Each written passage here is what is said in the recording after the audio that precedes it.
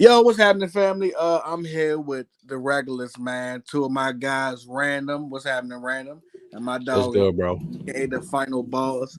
Today, man, we got a good one, man. We're gonna talk about the AFC and division for division, what we like, what we saw in the draft. First and foremost, though, how you guys feeling, man? How y'all feeling today? Feeling good. I'm I'm feeling good. good, man. I'm good. That's good news. That's good news. So, starting off fresh, I want to go with one of the better division, well, not one of the better, but one of the worst divisions, in my opinion. I want to talk about the AFC East. Honestly, out of all the divisions in the AFC, I think the East is probably one of the weakest in the past, but one of the strongest as of lately. So first and foremost, let's start with those New England Patriots. How y'all feel about New England Patriots, man? Do y'all like what they did in the draft? Do y'all like what they did in free agency? What's the consensus? Lonnie, do you want to go first or you want me to go first? Because we about to slander one man in particular. Both of us are. We already argued with him Well, on let another Lonnie go because subject. it's his team. Go ahead, Lonnie. Talk about your team, Lonnie. So, in terms of the draft, we did exactly what we needed to do. We addressed every offensive position that we needed help with. Like we needed a quarterback. We got Drake May, who has arguably the most potential in the draft in terms of like his arm size, but like he's like a Justin Herbert, Josh Allen type quarterback. Like that's the type of build he has, like a Trevor Lawrence. Those like type of big body can run, but that's not really their game, but can throw it 60, 70 yards. He can be a little bit too impulsive, like a Josh Allen, but you take what you take and give when it comes to that type of quarterback. Then when you address the wide receiver position, I wasn't super high on Polk, but he is a solid receiver, and like some of those receivers turn out to be better in the pros than they do in college, especially when you have so many different weapons. Maybe we didn't get to really see everything that he could do. Mm-hmm. And then we got that another receiver in that fourth round, and I feel like he's a future number one because when he said, "Yo, my game makes people in wheelchairs stand up," I was like, "Yeah, I need that type of delusion Oh, on my Javon Baker. yeah, I need that type of delusion on my team." Yeah, We never it was had strong that. coming from a nigga who not a lot of people know, but that type of talk, like you said, Lonnie, would have you like, oh, who is this guy? Exactly, and he can play, but yeah, we don't really have like big. We since the Belichick era, like any type of big egos usually get snuffed out. So like him coming in there with that bravado and ego, it's like fresh air because like it's And not I feel like he doesn't do it if Belichick is the coach. He doesn't even come in there saying things like that. I don't think Like that's Belichick a drafts him. that's a If new regime Belichick's the type of coach, situation. I don't So it's think like Belichick even drafts him. If we're so it's a if we're new keeping era it a for us. stat. And then we Damn. got some offensive linemen, which is what we needed. We needed more depth there. And yeah, so like we're at the bottom of the division, but that's fine because Mm-hmm. a few more years, I think it's gonna be different. Like we can get like a few more receivers in the like in next year's because I like the receivers in next year's draft too. So we can get like maybe the dude from Arizona or Missouri, one of those big dogs, and then hey, we can fight for playoff position because we really were. Like, our defense was like probably top five last year. We saw like what 3 games we lost by a total of 18 points. We only lost to the Chiefs by like 10. Yeah, our defense was actually pretty strong. That offense just ain't about nothing. Yeah, so it's like if we get a better offense, the defense is still stacked, so we'll be fine. So we'll see how that goes. Hellfire thinks we're like worse than the Panthers and whatever else you would consider the worst teams in the league. We had better defenses than all those teams that he mentioned, and now we just improved our offense. So we'll see what happens. Man, Lonnie, But I'm I think a lot disappointed. of that comes from the fact that y'all been front running for a long time, and this is the first time in a long time since I've been watching football. For a guy who just turned 30, where it's like I don't know where y'all. I mean, the Drake May pickup gave me a little bit more like, okay, cool, they might be going in the right direction. But this is the first time I've looked at the Patriots and went, what the fuck are they doing over there? Honestly, like I don't know But what the future holds. at the same time, because I'm objective and I'm like I can look things like at face value. We suck right now, but guess what? I still got to experience 6 rings. Most people that I talk to when we talk about football, their team hasn't experienced one. So I'm fine. I can suck for the Hey, hey, next. hey! Watch your My mouth. team Watch can your be mouth. You have trash to do that. for the next You have to 10 throw years, shots. You have and to I'll throw be like, shots. whatever. You I'm have to throw still shots. 6 rings. Well, But I'll it's say this. Just a part. I'll say this. We're supposed to suck for a while.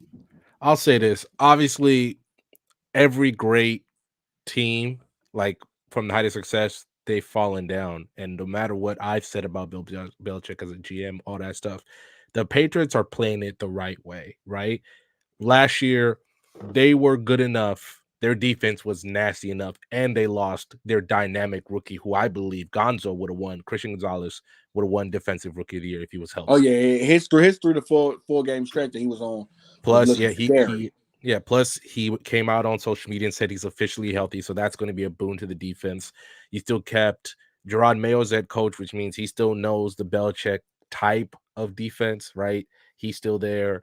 And the fact that they went to go get the Browns offensive coordinator and Alex Van Pelt, who we saw what he was able to do with Kevin Stefanski last season, working with 4 different quarterbacks and still made the playoffs with the Browns. I don't think it's about Belichick's defense. I think it's mostly about Belichick's. No. This is what I'm saying. This is what I'm saying. And this is where me and Hellfire, we would just never agree on this, because I don't know what he's seeing to say that they're going to be one of the worst teams in NFL history. He's saying that they're worse than the 0-16 Lions, things like that. And even when Riddell did the side-by-side, I'm like, we just are not going to see eye to eye on this.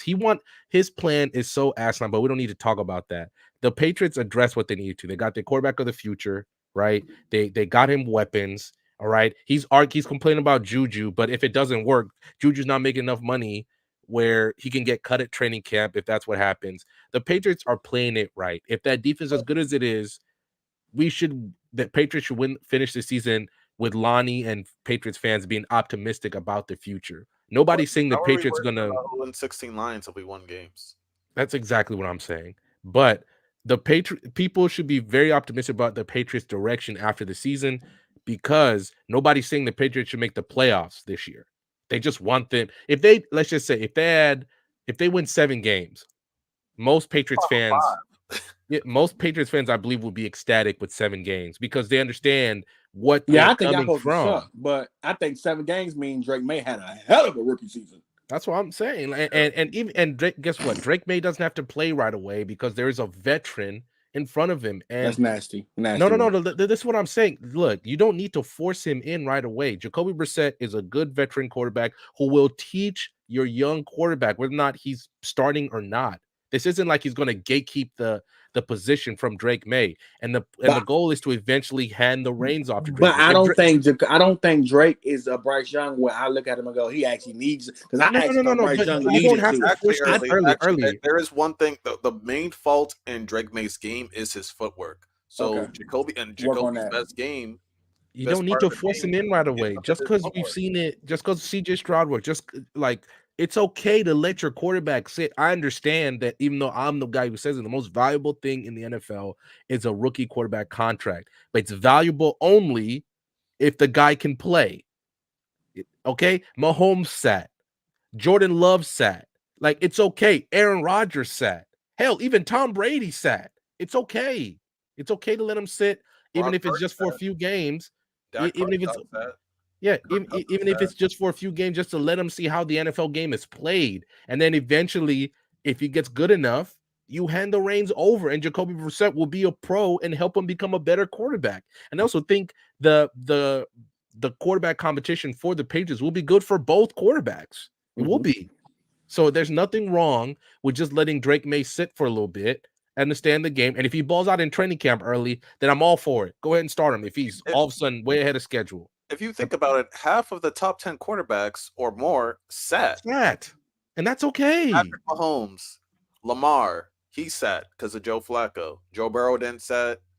I don't think Josh Allen sat at the beginning. Herbert sat. The only reason he got in the game is because the trader tried to kill Tyrod Taylor, low-key. They wanted to start Tyrod. So that's the only reason Herbert saw the field, and that's okay. Dak Prescott sat. Kirk Cousins sat. Brock Purdy sat. Jordan Love sat. Tua sat. Tua sat because honestly, Brian Flores didn't like him. You make a good point. That's what I'm just saying. It's okay. You're looking for the future anyway, and obviously anything more than I just feel like because Drake May is so highly touted, dude. I think for week 1, even if Jacoby comes out and has a good game, it's still going to be the majority of great NFL quarterbacks be fine. He can sit 2 or 3 games. I'm saying, baby, don't even play him till the second half of the season.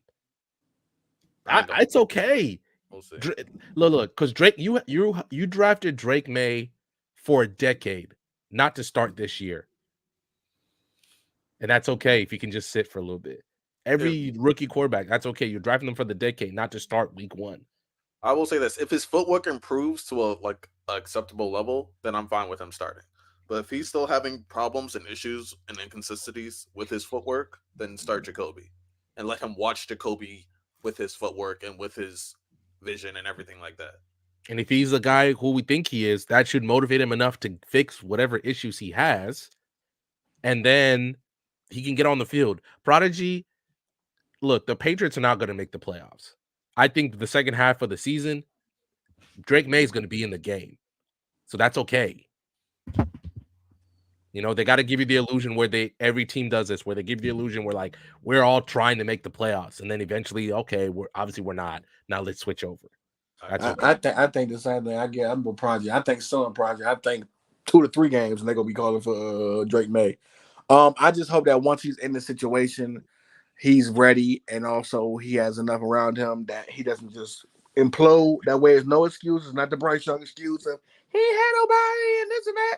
I think I want him to come into a situation where he's ready and he's good to go. And if I look at it like this, if I'm the Patriots, right, and if it's a complete shit show in the beginning of the season on offense, you know, like if Jacoby's getting hit, if the receivers ain't looking like the way they should, I don't play Drake May the whole year. I just say, no, we're going to go ahead and take it out. We might give Drake May a couple snaps at the end of the season, maybe a game or two, just to test him out in real live action. But I don't want another quarterback to go through a bad situation for a team that's not ready because they're a year or two away from having good talent around him. And now you shock his confidence. You know what I'm saying? Now going to the next season, he's like, people are like, oh, he might be Zach Wilson. I'd rather wait. I'd rather be fans wait, like, oh, you didn't put him in early enough than put him in way too early when he's not ready. Yep. That's just where I'm at. I'd rather wait with every young quarterback, no matter how good they are. I'd rather wait. All right, so same as always, are they cooking or burning the house down? I think they're obviously cooking. I think they're obviously they've addressed everything they needed to, and they're slow cooking right now. But they've done everything they need to.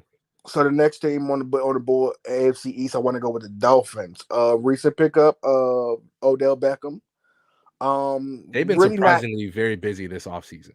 Really not look at what they've excited about that because I feel like they have so many holes on defense they lost from the year before.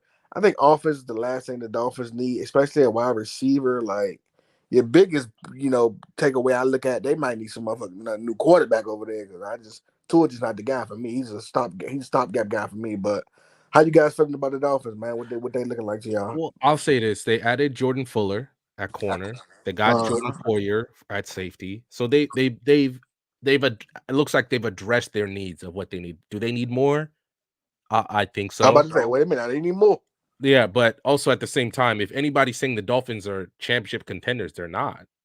I still think that you could name 5 teams that I think are better.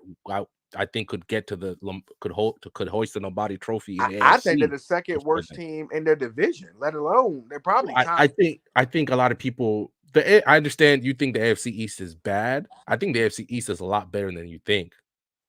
No. I'm not saying the AFC is bad. What I said was that we're going to go with a team who was bad in the past, but is sneakily been growing between them, the Bills, and the Jets. That's. I mean, they're the third, but they're still them, and then there's a clear gap between those 3 and the Patriots.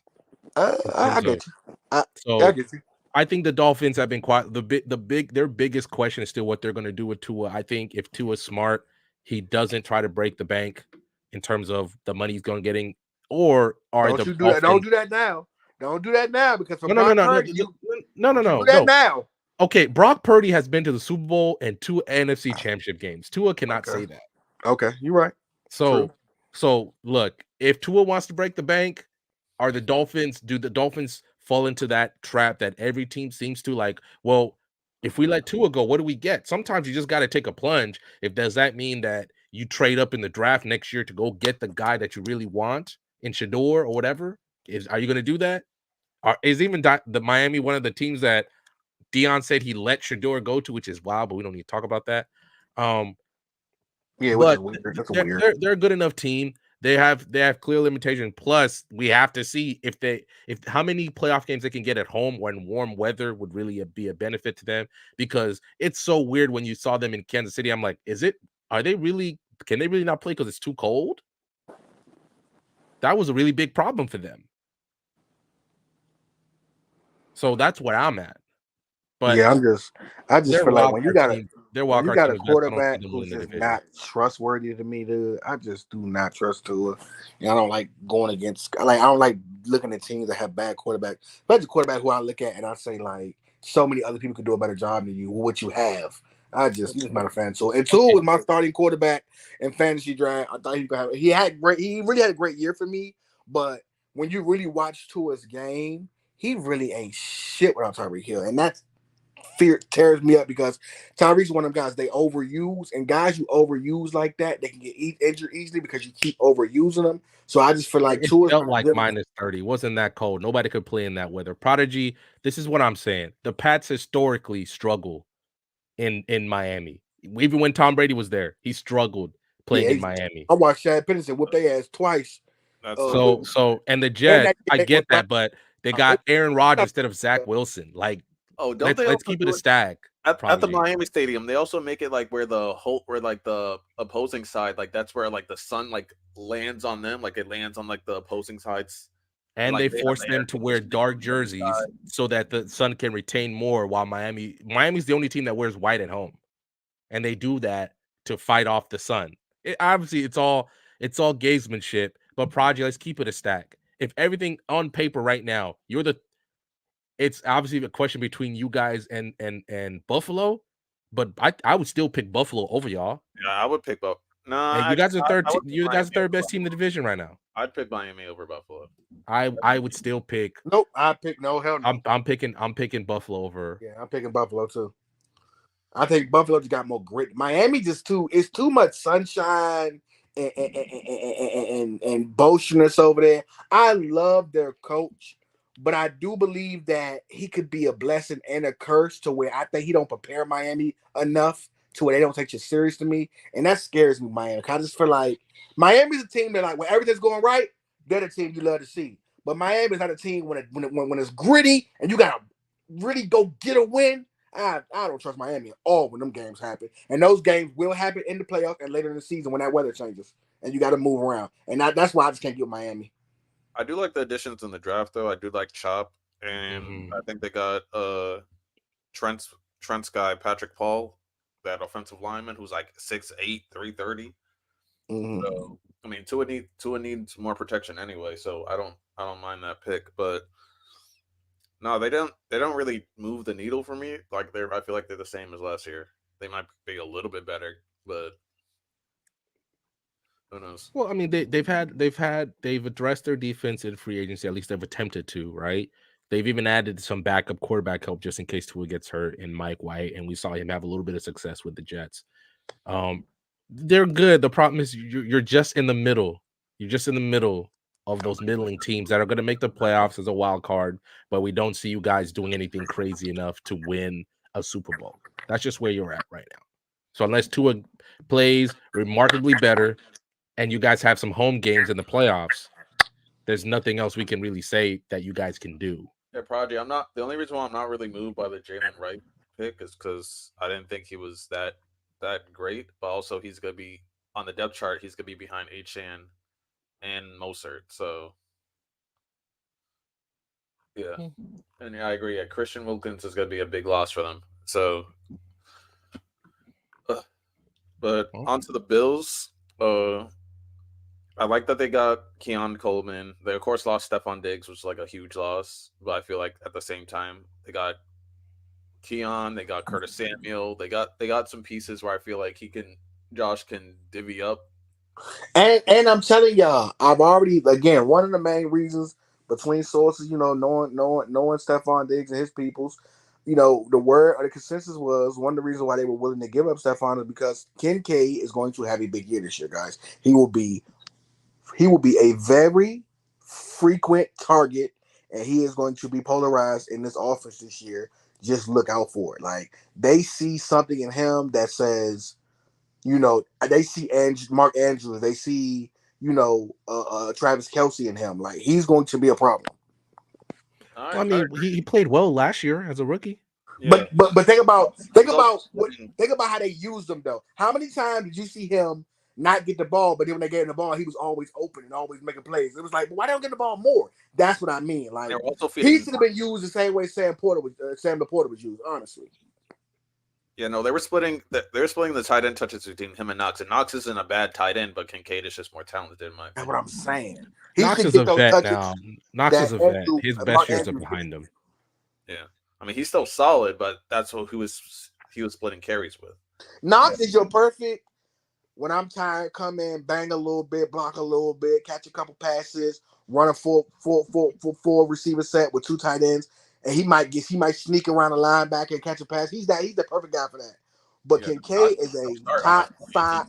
Kincaid can be a top 5 to 7 tight end in the league, I think, and maybe better than that. You know what I mean? Like I just think that last year they didn't know what they had in them. You know what I'm saying? Then you had a bad season, so now it's like we trying to grit it out and get some wins. But now going into this new offseason, knowing that you don't have that many targets, him being your one main target who knew you from last year, going to training camp, having another year with him. Listen, like I said, the consensus is he's going to be a dog this year, and I think I've seen enough ability where I believe it. Well, I'll say this: in the draft, they addressed their defense. They drafted a safety in the second round, if I'm not mistaken, Lonnie. Yeah, he's a good that they've been pretty high on. They also drafted a running back who a lot of people were high on as well to bolster that to bolster it with James Cook. Is Cook a guy you see like, I don't think the days of the lead back are done. Okay. And I don't think Cook is enough to give unless you're really talented. You got to be like, how many more? Even in college, they're doing that. You don't see Derrick Henrys anymore in college or anything like that. So I think you need 2 backs now. Obviously, you can get the backs. If you can find a back in the later rounds. Like hell, look at the Chiefs as Isaiah Pacheco. They found him in the 7th round.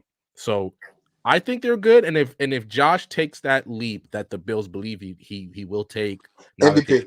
I think he's the MVP candidate for me because I feel like with what C.J. Stroud has, what Aaron Rodgers has, if he can go off, it's going to be more evident that he's the guy. This nigga Halliburton is not ready for the moment. He's just not ready for the moment, dog. So why? Yeah. Okay, they signed Chase Claypool. That's a flyer. I don't even think he makes it through training camp unless he's. I think you're doing that because of history and what you heard. I think this is a perfect situation for him to actually, because it's so brand new, they need weapons. This is a perfect situation for him to have a sneaky year, not a crazy year, but 600-700 yards. Like this is a year for him to actually be like, you know what, man, I can really play y'all, and I had a bad start, but I'm gonna show y'all on a team that can actually use me, that I can be useful. I don't want to just write the farm on him. I'm rooting for Chase. Let's just say that. I don't know what he'll do, but I'm rooting for him. Plus, shout out Curtis Samuel, who the Bills picked up as well. I think he's going to have – they have the bodies to replace Diggs' production with Kincaid. And I think Curtis Samuel's he's a good enough receiver. He's a pretty good receiver. Obviously, Keon Coleman's, they love him. And that dude, they've just been following him around because the man is like instant headline just with everything he does. He has great quotes. Their defense, while you think it takes a step back, they've addressed it in the draft.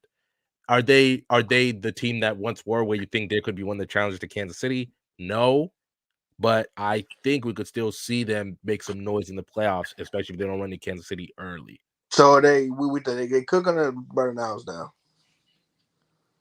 I'm gonna say they're. I'm not gonna say they're cooked because I feel like they're more retooling, and like retools take a little bit of time. Like I think when you have a top, they got the oven on preheat. Yeah. When you have a top 5 quarterback, you cannot be burning the house down. Yeah, because we have to see how Kincaid looks as a number 1 option. We have to see how Keon Coleman develops. We have to see, because technically Curtis Samuels could be the number 1 wide receiver. We have to see how he plays in that role. We have to see how the safeties are going to look. So it's like there's questions that we're gonna have. Yeah, there are some questions, but if Keon Coleman was the number 1 guy, I'd be way more apprehensive. But the fact that they got Curtis Samuel, who's a good player, if they get anything out of Chase Claypool, they'll look Halliburton, wake up. I like Keon. So I think they're fine. I think They're they're fine. preheating. All They're right, next preheat. team. They got the ingredients. Maybe they're about to make a new meal. You know The what I mean? next team, last but not least, the New York Jets. How we feeling about New York Jets? Hopefully Aaron Rodgers has a healthy season. They picked up Williams. They got Garrett Wilson. I'm looking at Brees Hall to have a breakout year. Defense is just as good as it was last year. Sauce Gardner might be the best corner in the game. How you feeling about these guys, man? Linemen they picked up in the draft. If Aaron Rodgers returns to form, they could be in the Super Bowl. I think so They're too. one of the few challenges on paper right now that could take down the They Kansas City listen. Chiefs. We did a poll. We did our ranking, and they have them ranked the third best team in the. That was nasty. You look at that team on paper, Dev. The Jets are good. Jets are good. You can argue they have a top 5 D line. You can argue they have a top 5 or top 3 corner tandem. They have decent safeties. They have Garrett Wilson, who I feel is going to probably produce like a top 5 to top 10 receiver this year. Mike Williams is hurt, but guess what? They just drafted that. What's his name? Malachi Corley. And Michael Corley, who they call the Yak King. So that's your third receiver with Brees Hall. So, and they got arguably, you can argue, is the top tackle in the draft. And that's one of the biggest needs that they had last year is that they didn't have a good tackle. They didn't have a good It's one of the reasons why Aaron Rodgers got hurt the first 5 seconds of the game. Yeah. And they got one of the best tackles from Maryland, by the way, in the draft. So they addressed everything that they needed to while they already had a stacked defense. So saying that they don't forget to speak on that guy. I'm telling you, they're poised to go. They're poised. We could legitimately see a Jets Kansas City Chiefs AFC Championship game. And A-Rod doesn't have to be MVP. If he's he the doesn't top have to. That team is good. My take, he's fine. My take on Jets: OVERRATED. How, Dev? Because I'm pushing that team. All right, honestly, are you not a fan of Aaron Rodgers? Like, what's the thing? Let me not call it overrated, but I don't think they win the division. I still got Buffalo winning the division. My reason why is Buffalo better than them. That's what I want to know.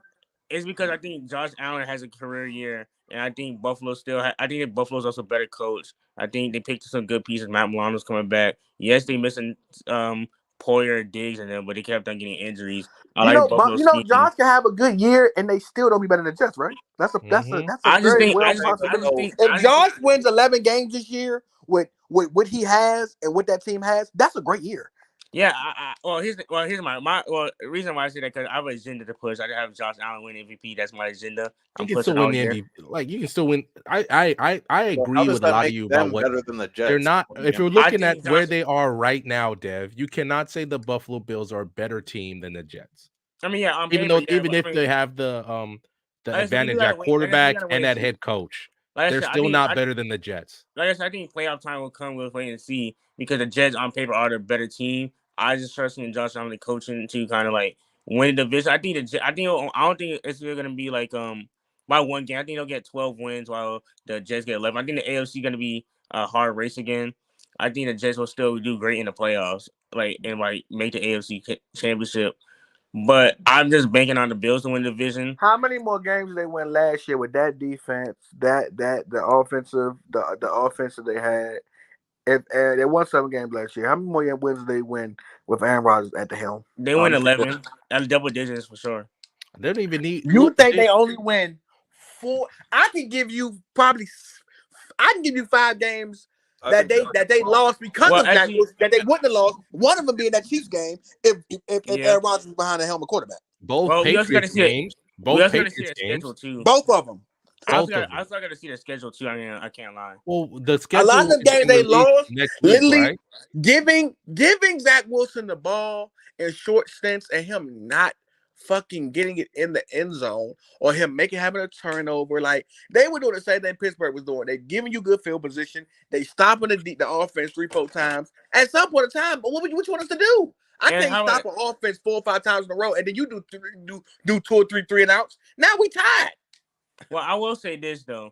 I do think this year, I know we say this every year, but this year it could be a year the Chiefs lose. I know we had to wait and see because Mahomes still under helm, but with CJ Stroud getting digs, the Ravens still the Ravens, the Jets now, and we still could probably get another surprise team, seeing how if the Browns perform or we'll see the Colts surprise me. So I do kind of see the vision with the Jets. I do think this is their window. Their window has been open for the next 2 years because it should have been last year, but A-Rod got hurt. But Aaron Rodgers 40, so I'll give you a 2-year window because he is getting older up there in age. So this is their best year to win it. Prodigy, I don't understand how you could say the Jets are not better than Miami when on paper they are. They're better than Miami. They're better than Miami. Miami even playoffs. There are people right now in the NFL who will take Aaron Rodgers right now over Tua. And Aaron Rodgers coming off an Achilles injury. Obviously, all we're doing right now is talking post-draft. We don't know how training camp will go or the season will go. Nah, early. We done with Tua. When you are looking barely beat the Patriots last year. Let's be honest, man. Like that. When you're looking at the Jets right now, look at everything they've done. They've completely revamped their quarterback room. Right, Aaron Rodgers, a great backup in Tyrod Taylor, and they even low-key may have taken a sleeper pick for the future in Jordan Travis. So their future could be solidified. And Jordan Travis, obviously, he doesn't have to play right away. He can get healthy, and he can learn from 2 pros, right? Breece Hall, one of the premier running backs in the NFL. Garrett Wilson, one of the premier receivers in the NFL, who finally should have, even if Aaron Rodgers, something happens to him, Tyrod Taylor is a good enough quarterback for him to play well. He's still better than Zach Wilson. So the Jets, they're cooking. They're absolutely cooking. They are cooking though. They are cooking though. It all depends on the health of Aaron Rodgers and what he does, and if he can stay healthy and even return. All he has to be is a good quarterback. He doesn't have to be MVP. I do have a question for you guys too when you're done early. It's not early. Random. Cool. I just think he doesn't have to be MVP, but if he's a top 10 quarterback, we could legitimately see Chiefs, Jets, AFC Championship game, and whatever happens after that. All right, go ahead, Dan. My question is to this: it's like I don't need to get fired beyond hot seat, but I heard some rumors a lot of people question about Robert Saleh and all this stuff. Let's say they have another year losing potentially, and then he's gone. Yeah. And they have a bad year losing with Aaron Rodgers at the helm, and he plays all 17 games. He's out of there. That's the only reason why he kept his job that year is because they lost Aaron Rodgers. I don't want to stay too much on the Jets though. I want to get to the AFC South. Well, before you leave early, I wanted to start that topic that I had for random. Go ahead, talk to me. All right. So, because we were talking about Caleb Williams yesterday. Oh, not yesterday. Last show. Sunday. About Caleb Williams' expectations. Yeah. Same guy who said he was generational talent. Yeah. Random was saying number 1 picks in the draft. You can't they always go to bad situations. Yada yada yada. But when we look at it and look at the history of NFL, and I did my research too on this, most of these number 1 picks are going to the worst teams in the league the year before, how Colts got Andrew Luck. Yeah, we know that's our pick. That's the Panthers pick. And who's the worst team in the NFL? Yeah. So the Panthers pick the Bears this year were the ninth worst team. So I looked at previous ninth picks in the draft and what their expectations were. Like last year, Jalen Carter, arguably the best defensive player, or was regarded as one of the best defensive players in the draft that year. What was his job getting picked by the Eagles? Elevate the D line. That was his job, and to elevate them and to help them get further in the playoffs. And that's basically what they did. So we're talking about Carter, right? Yeah, Carter. And then he ended up winning Defensive Rookie of the Year. There's others like Pat Surtain. What was his job getting drafted by the Broncos? To be a number 1 corner. That's what he did. Bradley Chubb to be a great pass rusher next to Von Miller. There were others. C.J. Henderson was to be a corner. And Oliver was to be a great defensive tackle and elevate the O-line. So Caleb Williams, technically, yes, he's the number 1 pick in the draft, but he's going to the 9th worst team, not the number 1 worst team. He's going to the 9th worst team.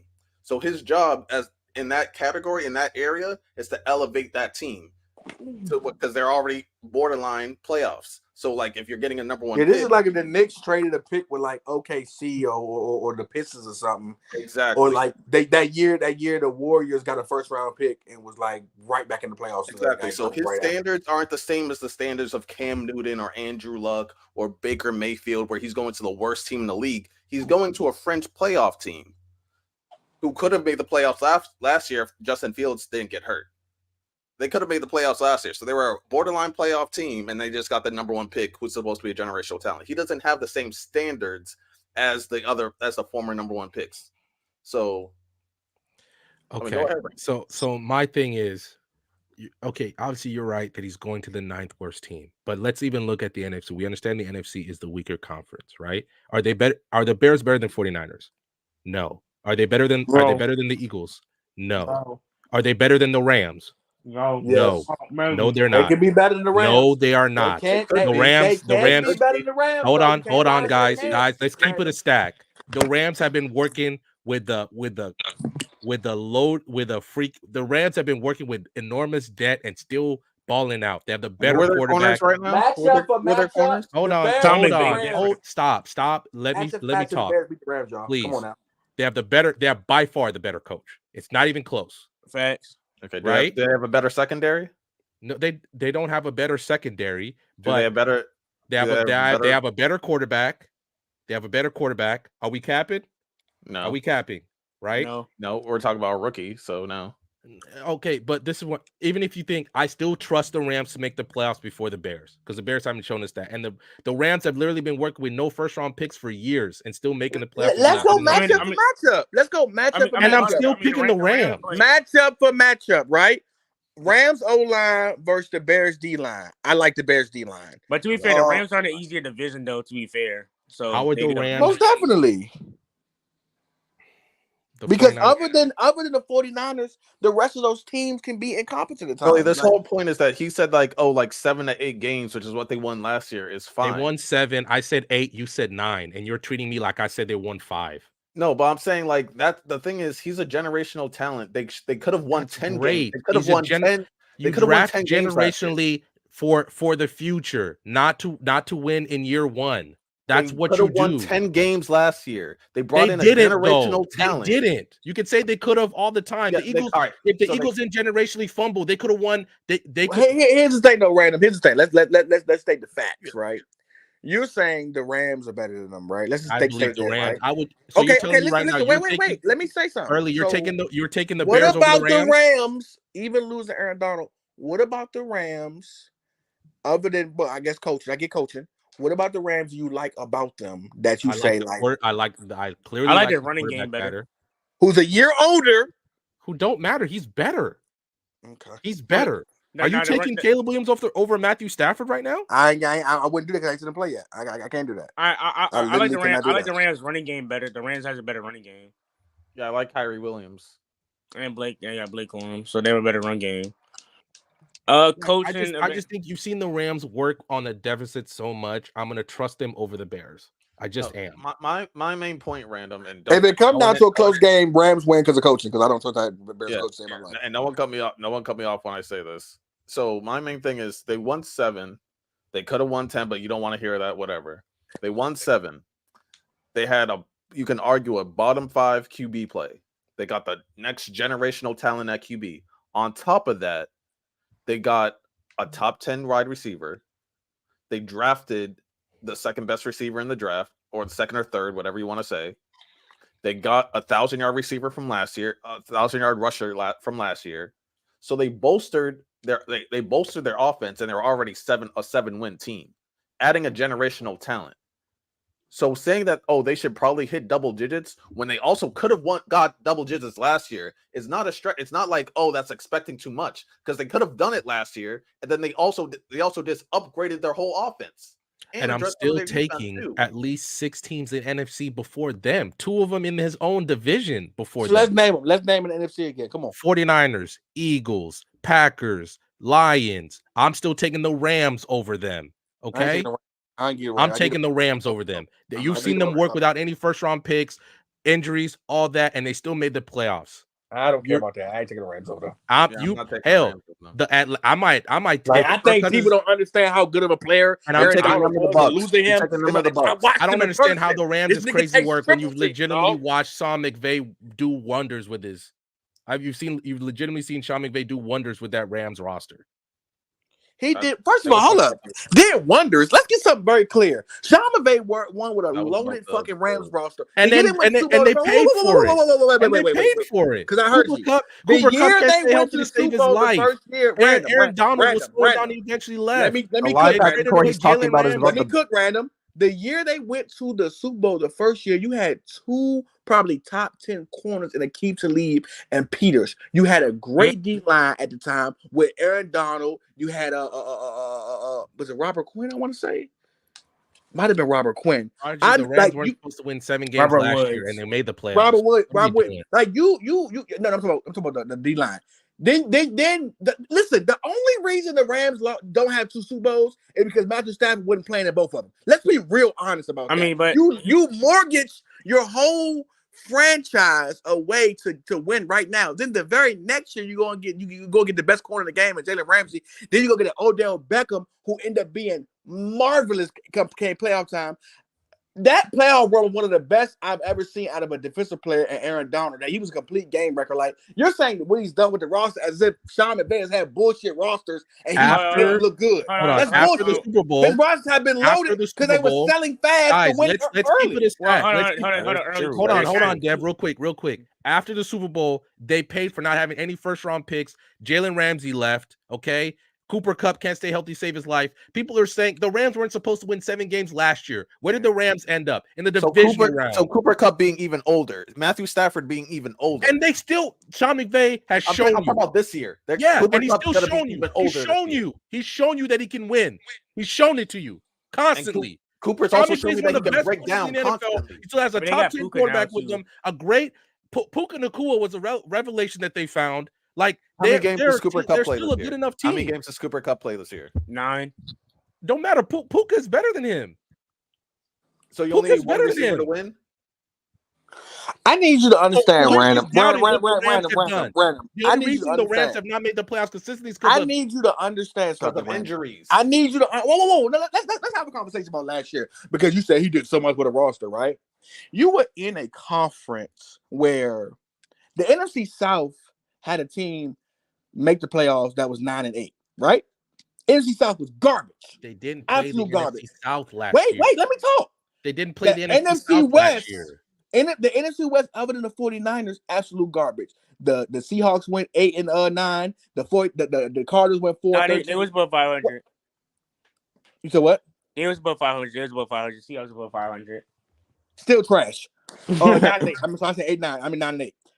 Now let's go to the NFC North with the Bears had going on, or what the Vikings had going on when Kirk Cousins got hurt. That was abysmal. The Packers barely got in at 9-8. The Lions was the best team in that division.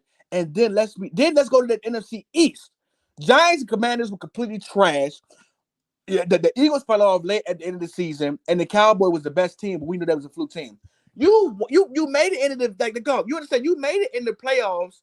In a season where the NFC East was where the NFC was fucking trash for real. Let's be honest. There were maybe 4 really legit teams in the NFC, dog.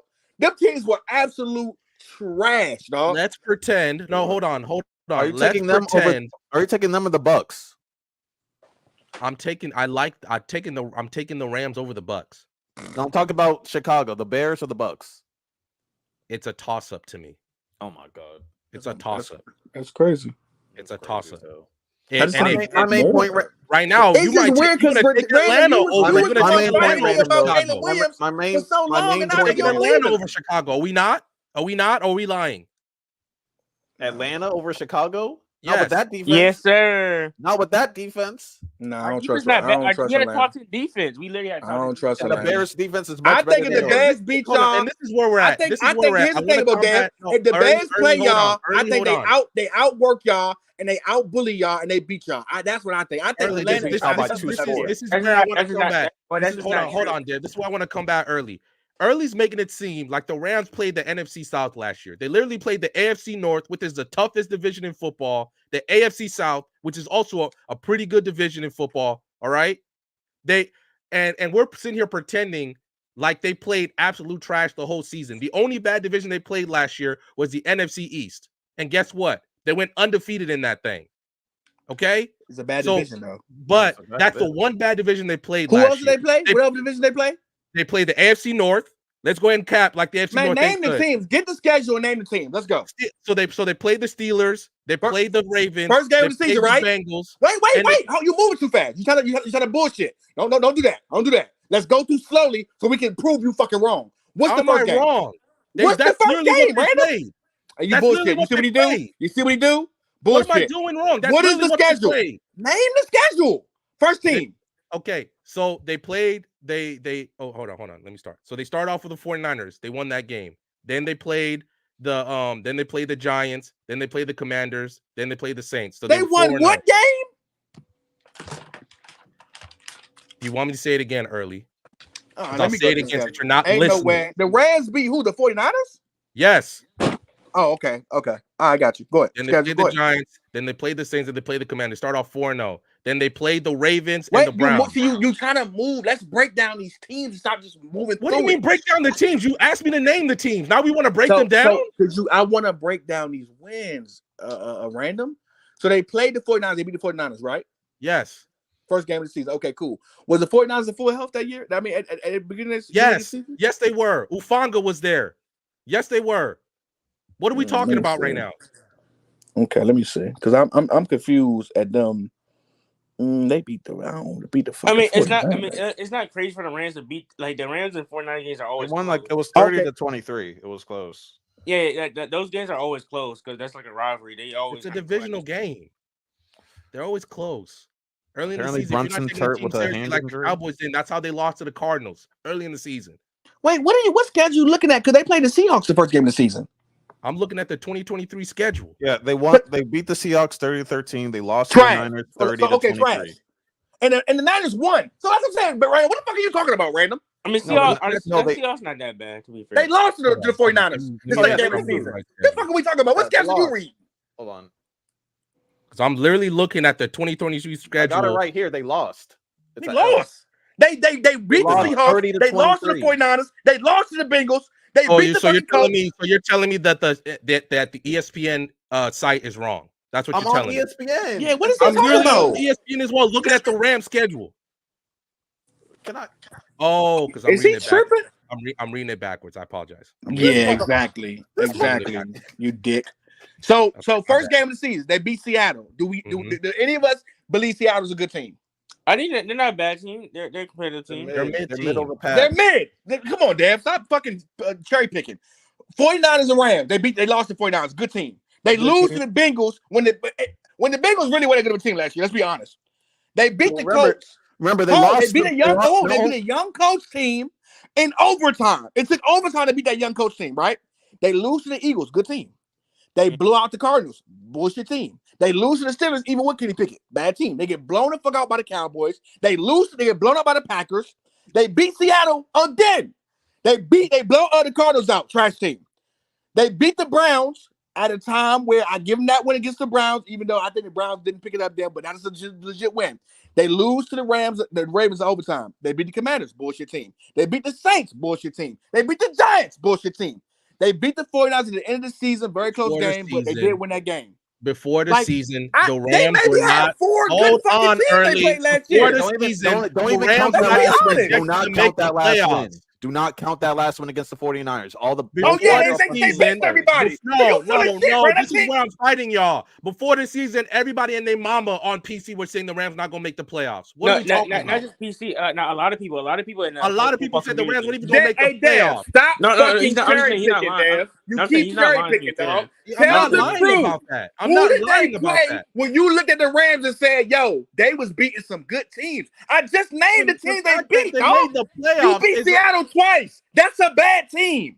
You lost to the Bengals. You lost to you beat the Colts. Bad team. You beat the Cardinals twice. Bad team. Now they're a bad team. I saw people on PC praising the Colts because they said Anthony Richardson was the truth. Now they're a bad team. You beat the Browns. I'm gonna give you the Browns win. Nigga, that's it. You beat one good team this whole season. Man, stop it, Brandon. The playoffs is a triumph. They were not even supposed to make the playoffs early. They weren't even supposed to. So am I capping? Because they weren't. Dog, but hear what you're saying. You tried to fight me just now on them having a good schedule, and you were fucking lying. Wait, You lied. Jonathan Taylor didn't even play in that game against the Rams. He didn't even play. No. What y'all before that, y'all was already praising Anthony Richardson. Oh my God, Y'all bro. was praising them. You are, bro. What are we talking about? Let's not sit here and pretend Dab, like Dab. Since you Mr. Dab. Hey, Dab. Since you are Mr. Neutral, let's do this, Dab. Since you Mr. Neutral, Dab, can I talk to you, Dab? Dab, you hear me, Dab? Yeah, I'm here. Since you Mr. Neutral, right? Them beating Seattle, are they supposed to beat Seattle or not? Yeah, I'll give them that Seattle win. I mean, Are they supposed to beat the Colts or not? Granted, it's an overtime. That's without Anthony Richardson. No, if they had Anthony Richardson, they didn't have Jonathan Taylor.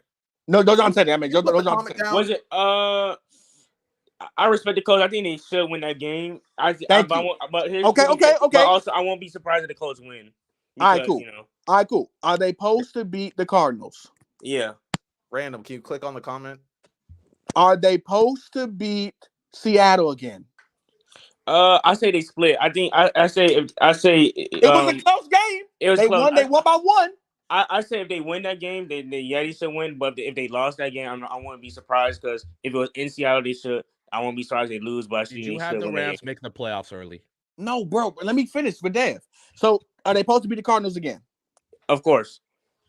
They're not supposed to be the Browns. That's a win. I don't know. I think the Browns. I think that's when they had my man, my people's cousin in, right? That they had my man Thompson from UCLA, right? Yeah, but I still think the Browns defense run game. I think with Chubb, did Chubb get hurt then? But with your third string playing? Hold up, Dev. With your third string playing, Dev, at quarterback. Hey man, I like Dorian Thompson, but all right. No, okay, but he can go either way. He can go either way though. No, Joe Flacco was playing that game. Let's not even cap. Let's give him the Browns. Okay, cool. The Browns. Look. The Browns were literally projected to win 6.5 games last year. Come on, man. Clearly overperformed. They made the playoffs. Let's not sit here and cap. Let me finish with it. We almost done. Damn, they supposed to be the Commanders? Yeah. Are they supposed to be the Saints? Yeah. Are they supposed to be the Giants? Of course. Are they supposed to beat the 49ers when the second and third strings are in? That's the end of the year, right? Yeah. Carson Wentz was the quarterback for that game. You ain't got it. You ain't got to explain it. Lonnie, don't explain it. The third and fourth and second strings are in. I would say that game. Both teams. And the Rams are playing to get in the fucking the playoffs. They're playing to get in. I thought yes. I thought they already solidified their spot. That's why I thought it was a mute. I thought it was a mute point because I thought they already had their spot solidified. No, they needed that win in order to solidify. Then why was Carson Wentz playing early? Then why was Carson Wentz playing instead of Matthew Stafford? Because the 49ers was already locked in. They had 12 wins last year. Then why would the Rams not put their best players on the field early? Then why would they not? Even with the but it would be a mute point if they had it if they had to go in. It's still a mute point because both teams were like. So that win didn't really matter. It's like so I just named you all 10 of their wins, right? And how many teams did we pick that they beat? No, that's not fair. When I remember on press box, y'all had the Rams dead to rights. Even Vegas had them. I didn't say anything about the Rams. I think both of y'all made good points. Because, to Early's point, a lot of people did think the Rams were dead. That's what people wrote them off as. Can I just say that my main Can I say that my main point is that because my main point was that Caleb Williams isn't the typical number one pick, so we can't hold him to those same standards. That's my original point. The Bears are a wild card team. The Bears are a wild card team at best. Yeah, they played good teams last year. When I just ran off, they played their division twice. The only good team in their fucking division was the 49ers, where they split with. Because at the end of the game, at the end of the year, the 49ers didn't need that win or not. They beat both the teams in their division twice because they fucking suck. Period. Let me talk. Then you playing the Giants. The Rams were dead last year. No, I'm not letting you tell me shut up. When you one of the people spitting on the Rams' grave last year, you and Vegas, and they clearly overperformed. They clearly did. What are we talking about? What does this have to do with Caleb Williams? Because I didn't even got off topic because to go back to make what's the name Lonnie's point. To be fair.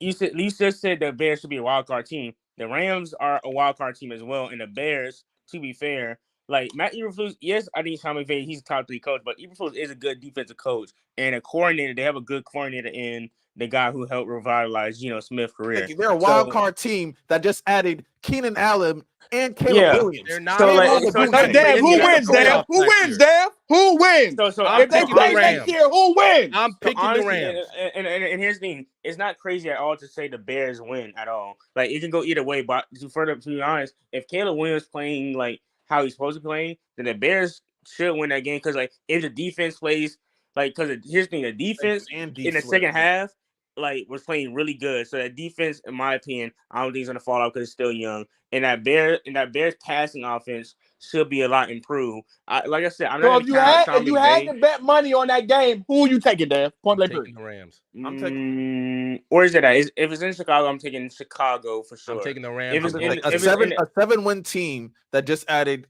a 1,000-yard receiver, a 1,000-yard rusher, and one of the greatest QB prospects we've ever seen. And they're a 7-win team, and they just added all that. Technically, 2,000-yard receivers because your man went for 1,600 yards this year. Yeah. Oh, and Roma Dunze. So a 7-win team added all that, and we're saying double digits is crazy. Don't come to me next year when the Bears win 9 games, don't make the playoffs, and all of y'all are because y'all want him to do something crazy. Don't come to me when they win 9 games. Let's do this. Let's do this. If the Bears, I gotta go after this. If the Bears and the Rams play, I don't give a damn where they play at. When they lose, when the Bears and the Rams play, and if they're at full health, I don't give a damn where they at. I don't give a damn Chicago or say LA. When they win, you owe me a dinner in LA. Just know that. Whatever, bro. I don't look. I'm the only one actually playing into the fact that he's a rookie. They could easily lose both games, which they did last year to the Packers, and they always routinely do the Packers. Great quarterback, great defense. They could play this game. There's like 3 or 4 games they could have won too. They could have won 10 to 11 games. They didn't though. Yeah, and they didn't lose those games that you saying that they could have lost. No, but I'm telling you what actually happened. I'm telling you what actually happened. I'm telling you what actually happened. You're saying the same shit I'm saying. Hypothetical. Oh, wait a minute, what y'all. actually happened. You're using your reverse. You're like, they could have lost this game. I'm saying they could have won this game. We're doing the same shit. What happened? Brunson got hurt. They're saying he might be questionable to come back in. You're saying all this. I'm giving you what actually happened. They lost to the Falcons twice. They lost to the Falcons twice. I mean, that's okay. That's Atlanta, to be fair. And a foot injury. Yeah, they split with the Vikings. These are things that I'm telling y'all that actually happened.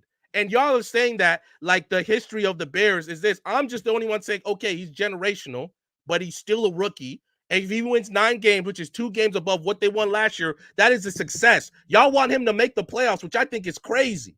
I think that's crazy. Why is it crazy? To make the playoffs in his first year. Random. Why is it crazy? What has the NFC done in the offseason for you to trust them? You gotta have 6 slots in the playoffs, if I'm not mistaken, right? There's 7, and they're going to be fighting for the last one at best. It's 7 slots. Is it crazy to say that the Bears making over the Bucks? Is it crazy to say that the Bears? Like, come on, what are we talking about? No, all I'm saying is they're going to be fighting for the 7th slot at best, and obviously, if they make the playoffs, it's obviously a massive boom. But I don't expect them to with a rookie quarterback, no matter how generationally he is. Okay?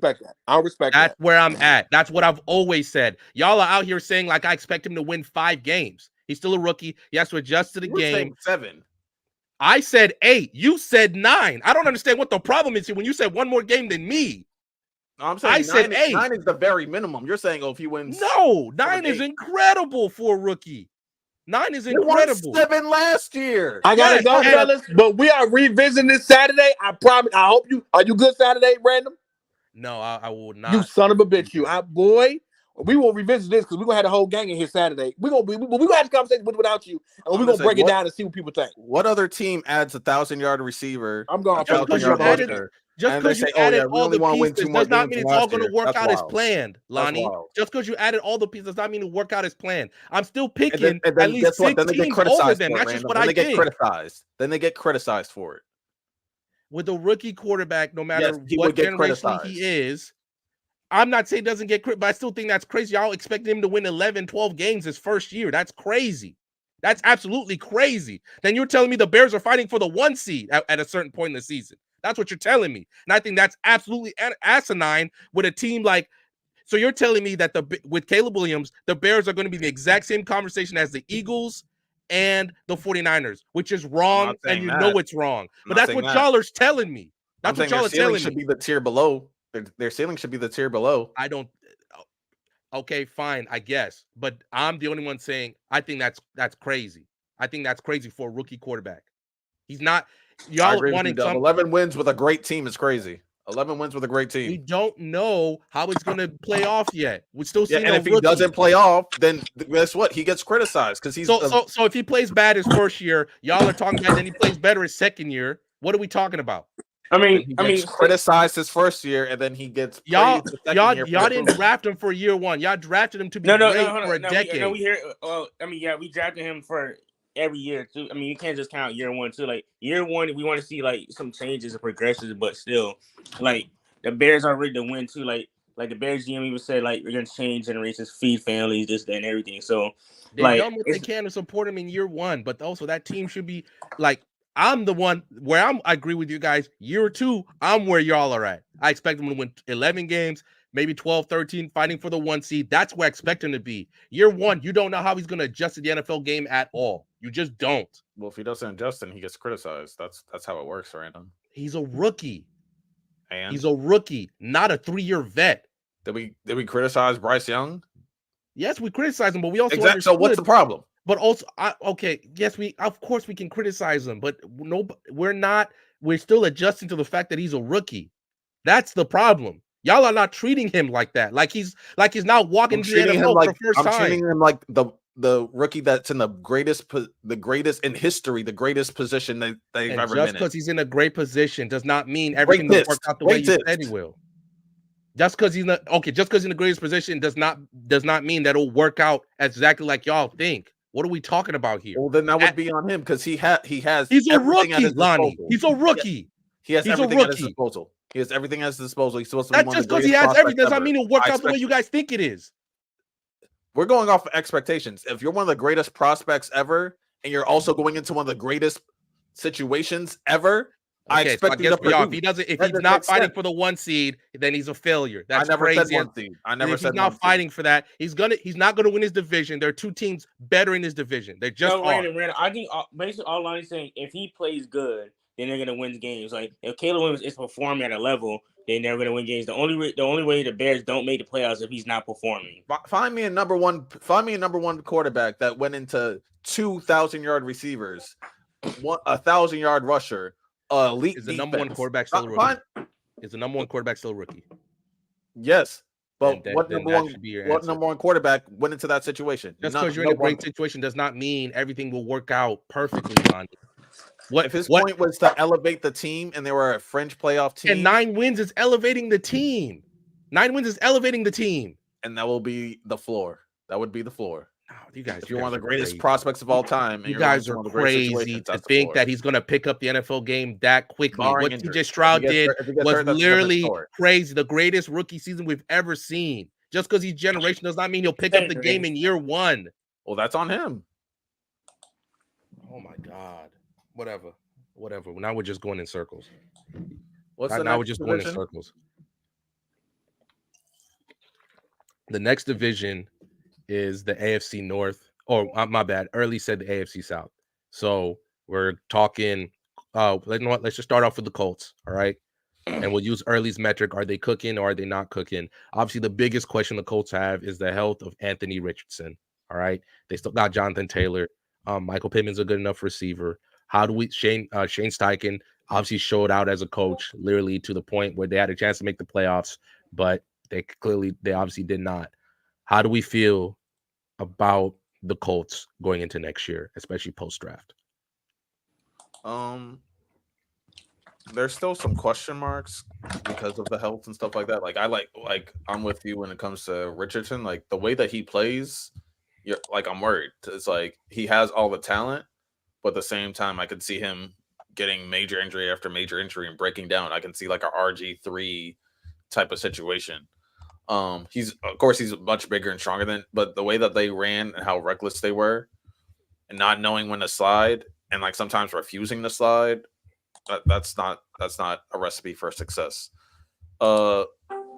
Latu, I feel like as great as a player he is, they did have a really good D line last year, so they're gonna put him in situations and like they're gonna put him in the rotation, but I don't think he's gonna start right away. AD is a question mark because again he has all the talent, but everything else like if he doesn't take his insulin and diabetes is a serious thing. So if you're not taking care of yourself, you're also in game. Like I don't know what kind of health problems that can cause. Apparently, he also has mood swings when he doesn't take his medication, stuff like that. So that could be an issue down the line. But also think about this: what if he's having like a diabetic episode? Because my grandma suffered from those all the time, where like if she didn't take her insulin, sometimes she would forget where she was. Her moods would swing, stuff like that. Imagine getting a concussion during that state where you already don't know where you're at, or you're already in a confused state, and then you get a concussion. I don't even want to think about what that does to someone's brain. So I like the team, but they have a lot of question marks. Obviously, Dev, go ahead. The Colts, like I said, they have a high ceiling but also a low floor. That's how I feel about them.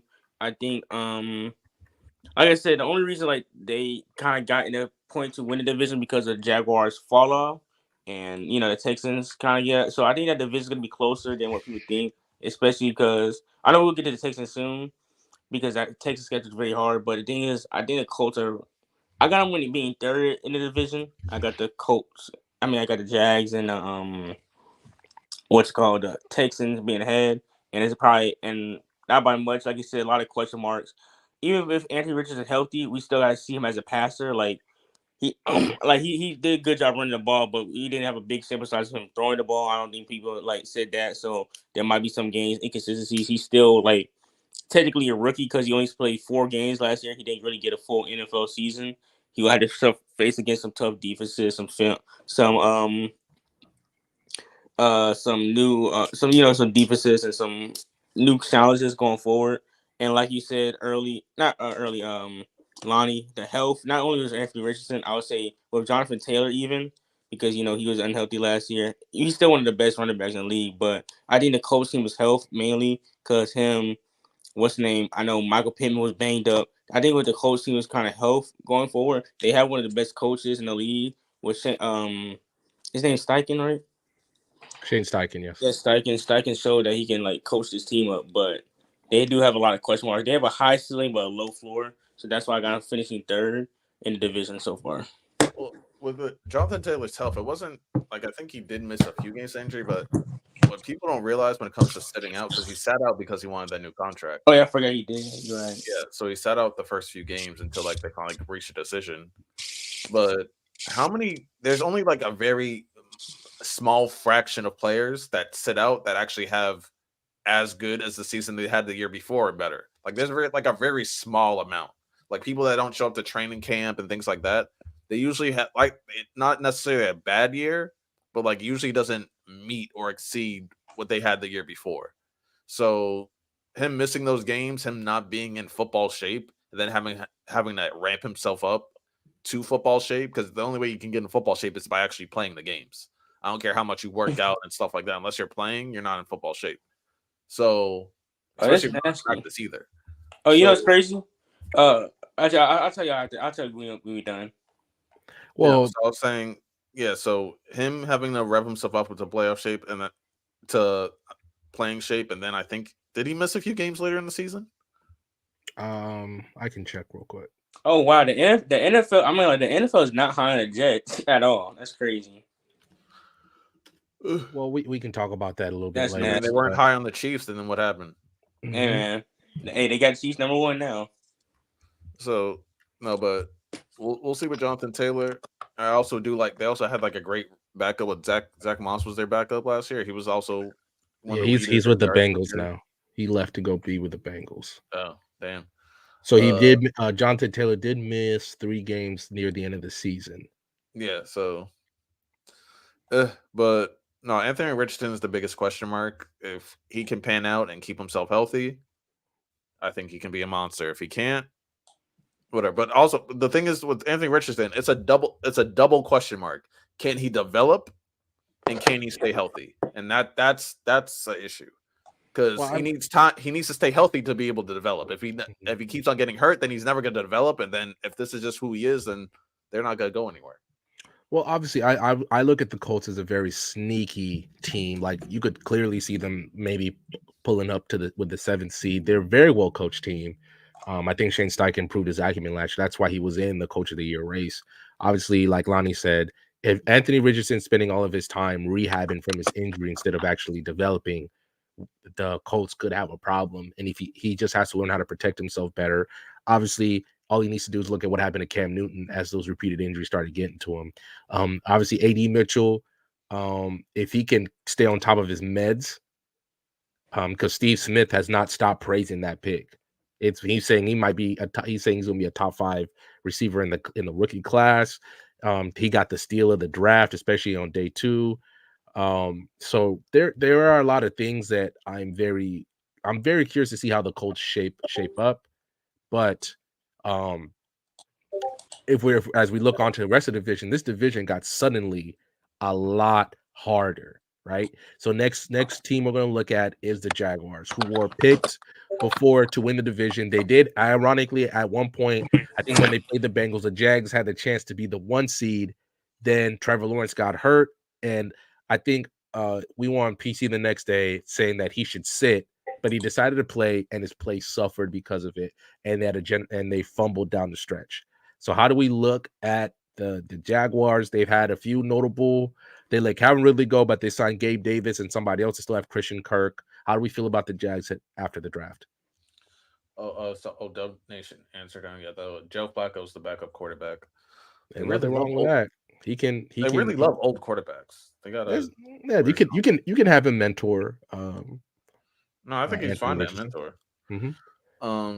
Jaguars, I'm not as high on them as others because real quick, Lonnie. Are the Colts cooking or are they burning the house down? Cooking. They're cooking. They're cooking, but they're watching the chef, because if the chef gets hurt again, you can't rely on the really old chef who had a banger few months last year to keep the restaurant afloat until he gets back. All right.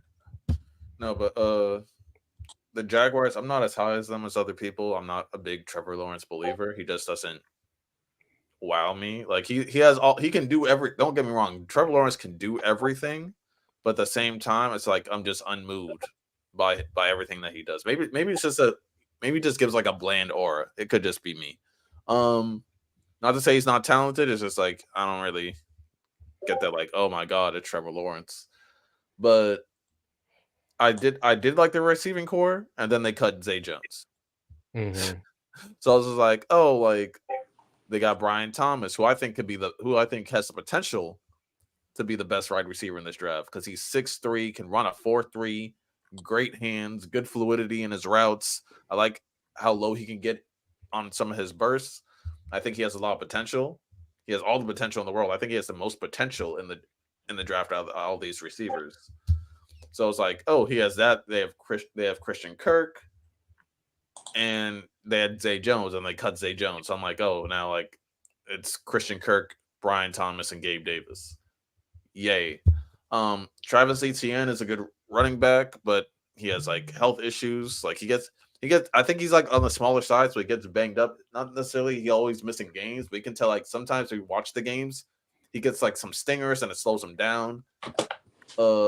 They still needed.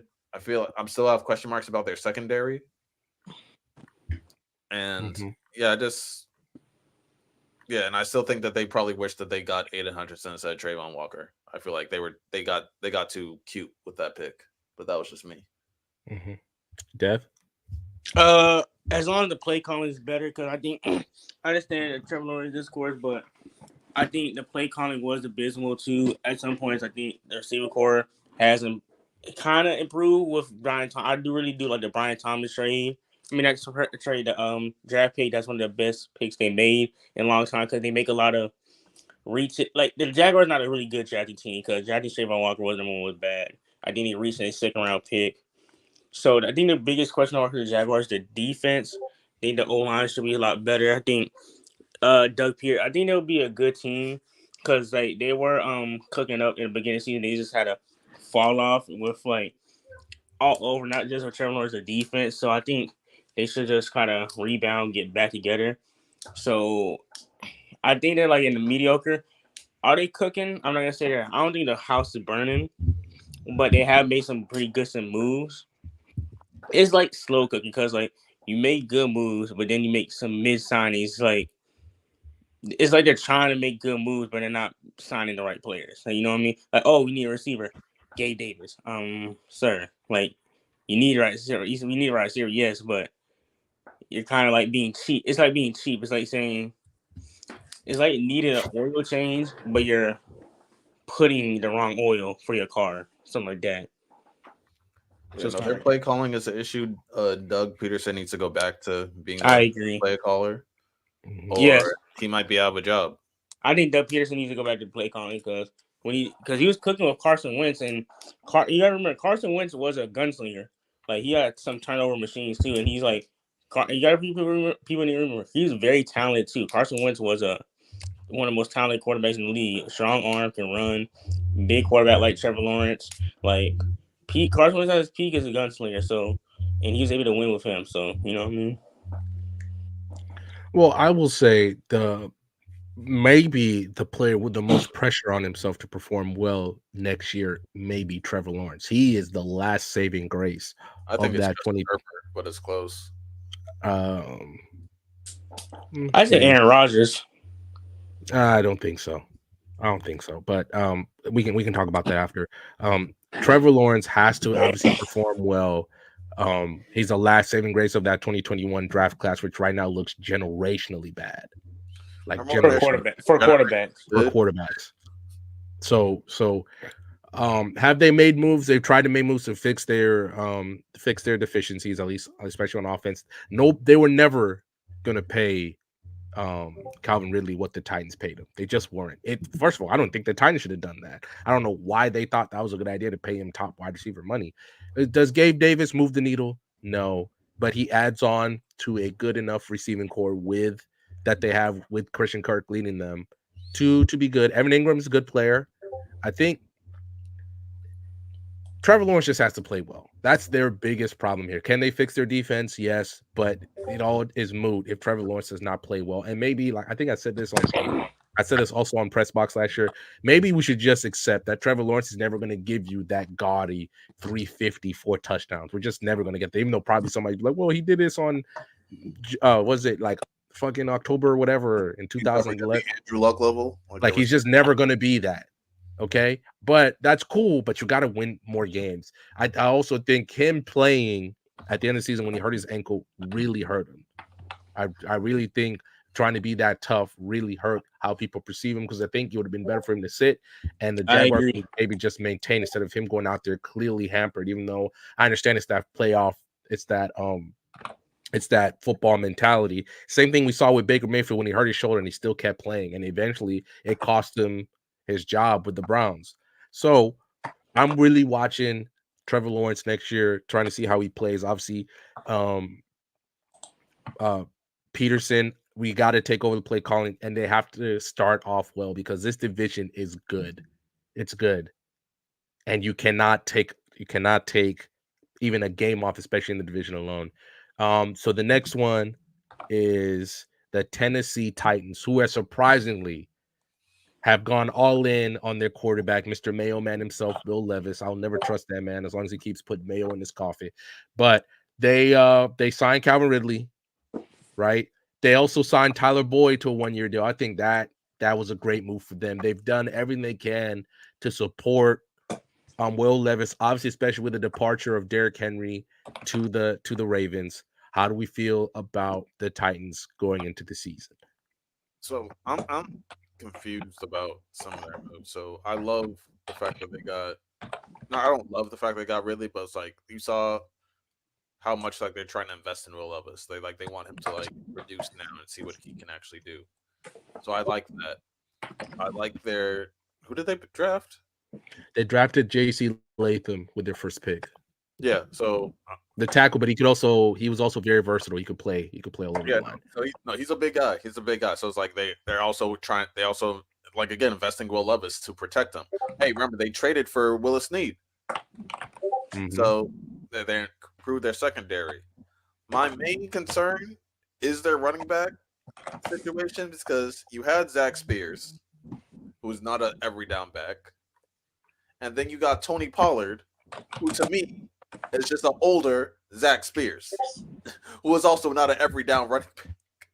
I think they should have invested in a running back in the draft. They just didn't. Yeah, so, like, you got two running backs that shouldn't be going in between the tackles.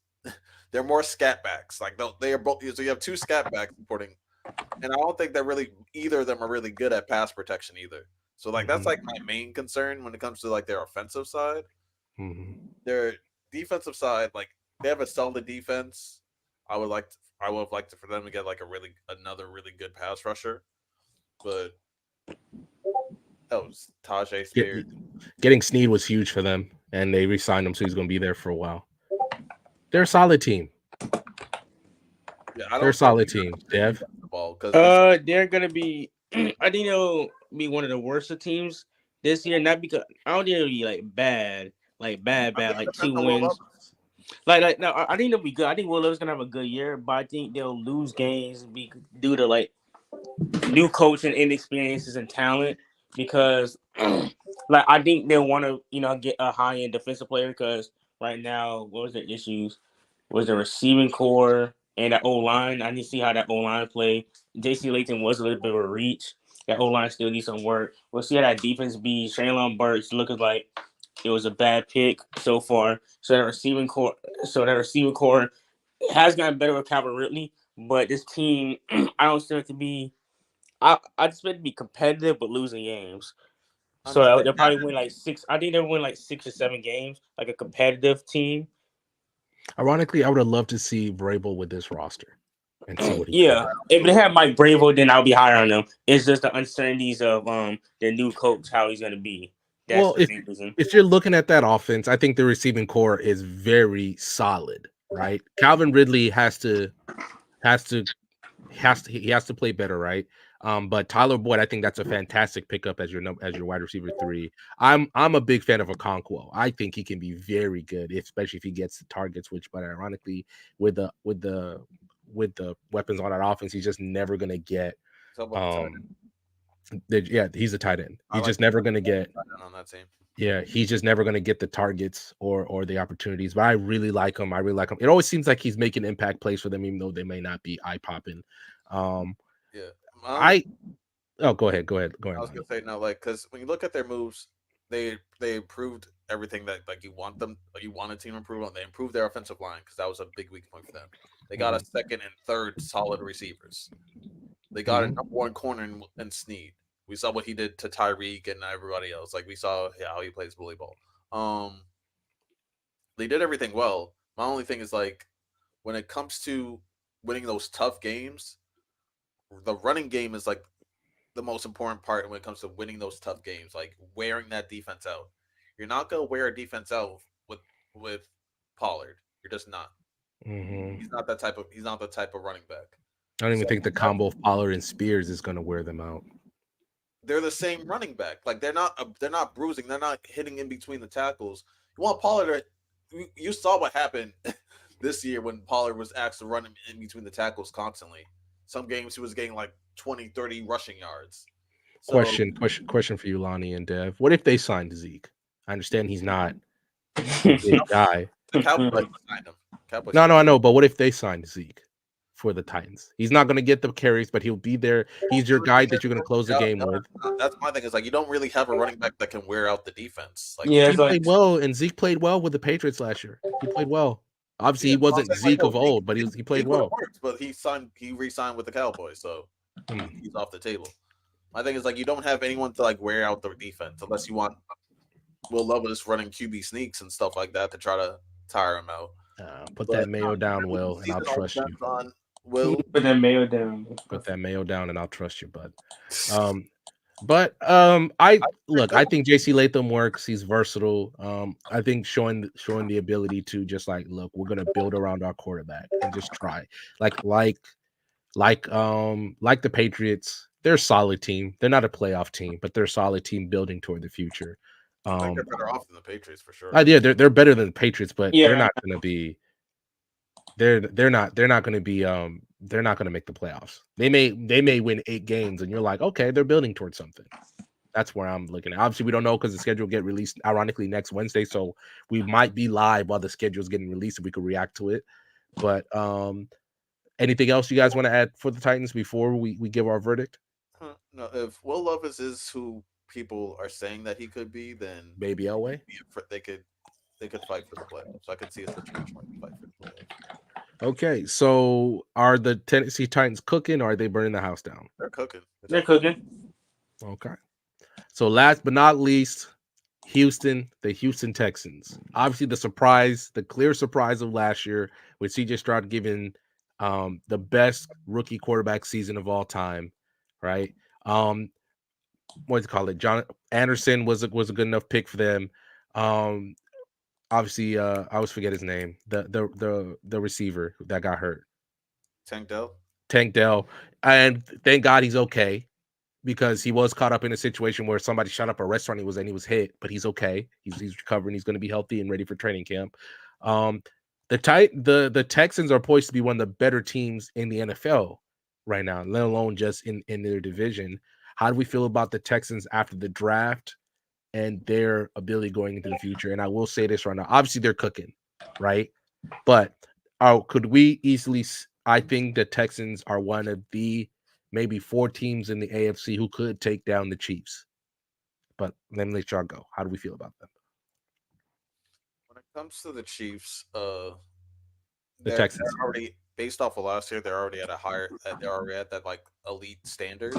Like they have to at least. They can't just like make it to the playoffs. They have to at least win a game in the playoffs, unless like they somehow get paired up with like the Chiefs or like the Ravens or something like that. Mm-hmm.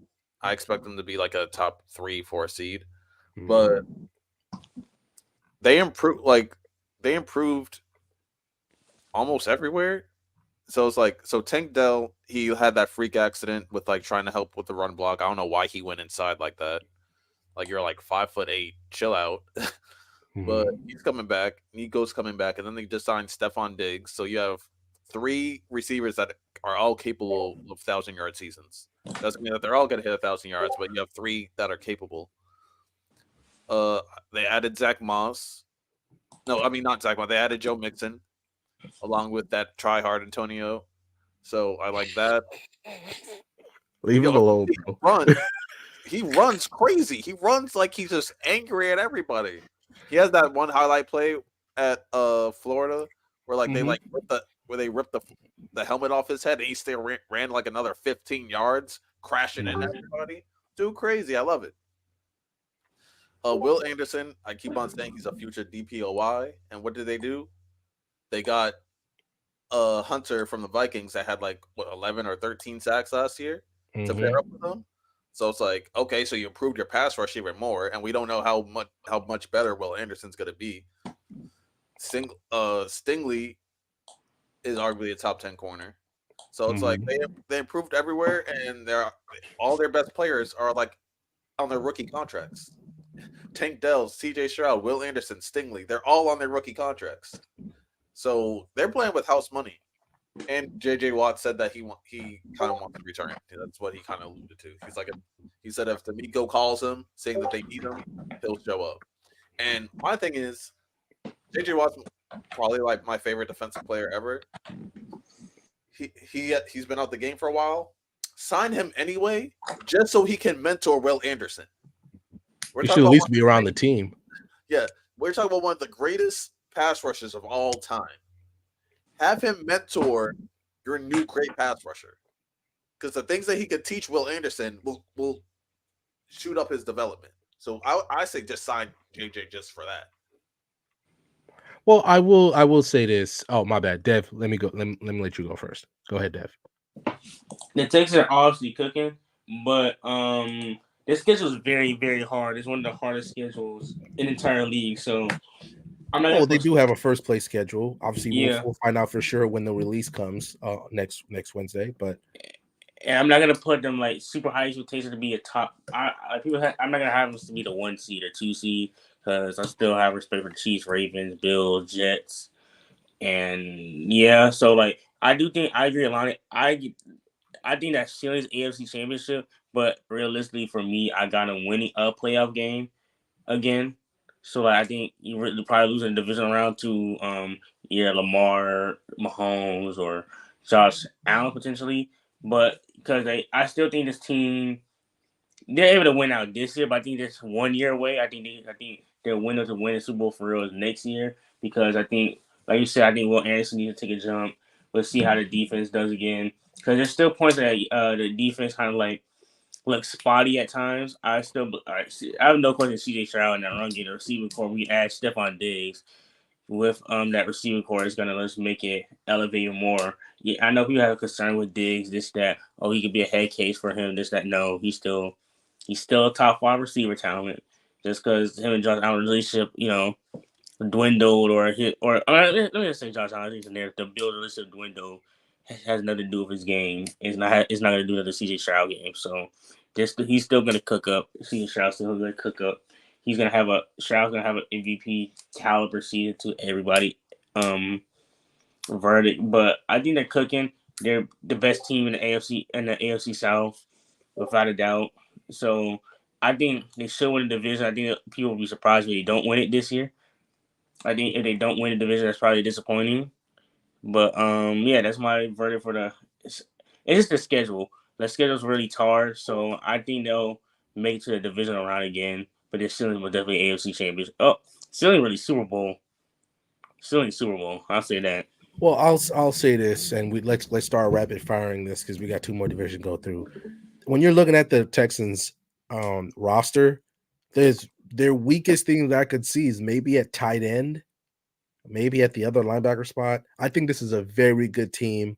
They have veterans in the right place. They obviously made the right moves to support CJ. Getting Stephon Diggs was big, and also they got him at a contract or in a situation that works for everybody. So they're ready to go. They're ready to go. I think. Go ahead. They had tight end Schultz. Schultz was solid. Yeah, Schultz is a solid. Player. They added his teammate from Ohio State, Cade. Mm-hmm. So like, I don't think they're tight ends. If you want to say like compare it to like the rest of the weapons, yeah, I would say. Yeah, I'm just looking at their roster right now, and I just think they're ready to. I think they're ready to win out, especially if CJ even matches his production from last year and his performance. So that's why I'm saying there could be one of the maybe 3-4 teams who could challenge the Chiefs for the right to go to the Super Bowl. But let's move on to the AFC North, right? Let's start off with the Steelers, right? They shipped off Deontay Johnson. They brought in Russell Wilson, shipped off Kenny Pickett. Every year Mike Tomlin refuses to have a losing season. But how do we feel about the Steelers this draft, and how do we feel about their offseason so far going into the season? Some people argue that, and I can definitely see like the case that they had like the best in terms of like what they needed and stuff like that. They had the best draft. Mm-hmm. They had. Let me just double check everybody that they had. So they added Futanu, who's a great, athletic, big offensive lineman who can pair up with the other one that they had. They got Frazier. Then they got Roman Wilson in the 3rd round, which I thought was great value. They needed someone in the slot to like take some of the pressure off Kenny Pickett. And then they had Peyton Wilson, who was a highly graded linebacker. Then like Mason McConk, like another lineman. So they beefed up their O-line. And then of course they got Justin Fields and Russell Wilson, which are both to me better than Kenny Pickett. Well, only one. Both better than Kenny Pickett. Yeah. George Pickens, I feel like it's going to take another step. Najee Harris, since they declined his player option, I feel like he's going to try hard because, when people want to get paid, they do the most. So the running and Warren's the backup running back. He's also pretty good. Mm-hmm. So yeah, they improved their O-line, which was an issue. They improved the quarterback position. Joey Porter's going to take another step. Defense is going to take another step. You still have T.J. Watt. and Hayward. So I feel like they're cooking. They had arguably one of the best drafts. They improved their quarterback by at least a tier, and they added another receiver. So yeah, I'm happy with them.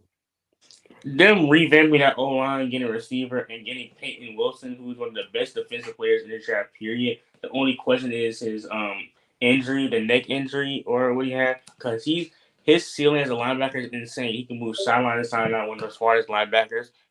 Mike Tomlin getting him is absolutely insane. He's the only reason he dropped is because of his injury value, because he really is one of the top 25 players in the draft. But them, they still just do it again. They're one of the best. 4, right? Yeah, round 3 or 4, one of those rounds. You talking about Roman Wilson? No, Payne Wilson. Oh, sorry. The linebacker. But Roman Wilson is a great They got him receiver. at the end of the 3rd round. Yeah, Payne Wilson is a great receiver to add on next to George Pickens, a guy who can stretch the field. I think they're cooking. Like, all they need, if Justin Fields pans out, they got their quarterback right now to be a bridge in the quarterback of the future. The Steelers really retooled, and they could be a sneaky team. Like, obviously, this year will be tough because we see how they got to pan out, but they're absolutely cooking. They revamped their offensive line in a year. So, and they added Patrick Queen. I forgot. Yeah, cook. That's Yeah, true. they're cooking. So yeah, taking somebody from your rival is always a bonus.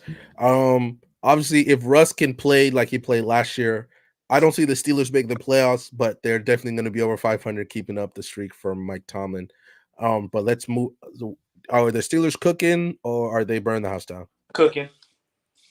Lonnie? Oh, they're cooking. All right. So then let's talk about the Browns now.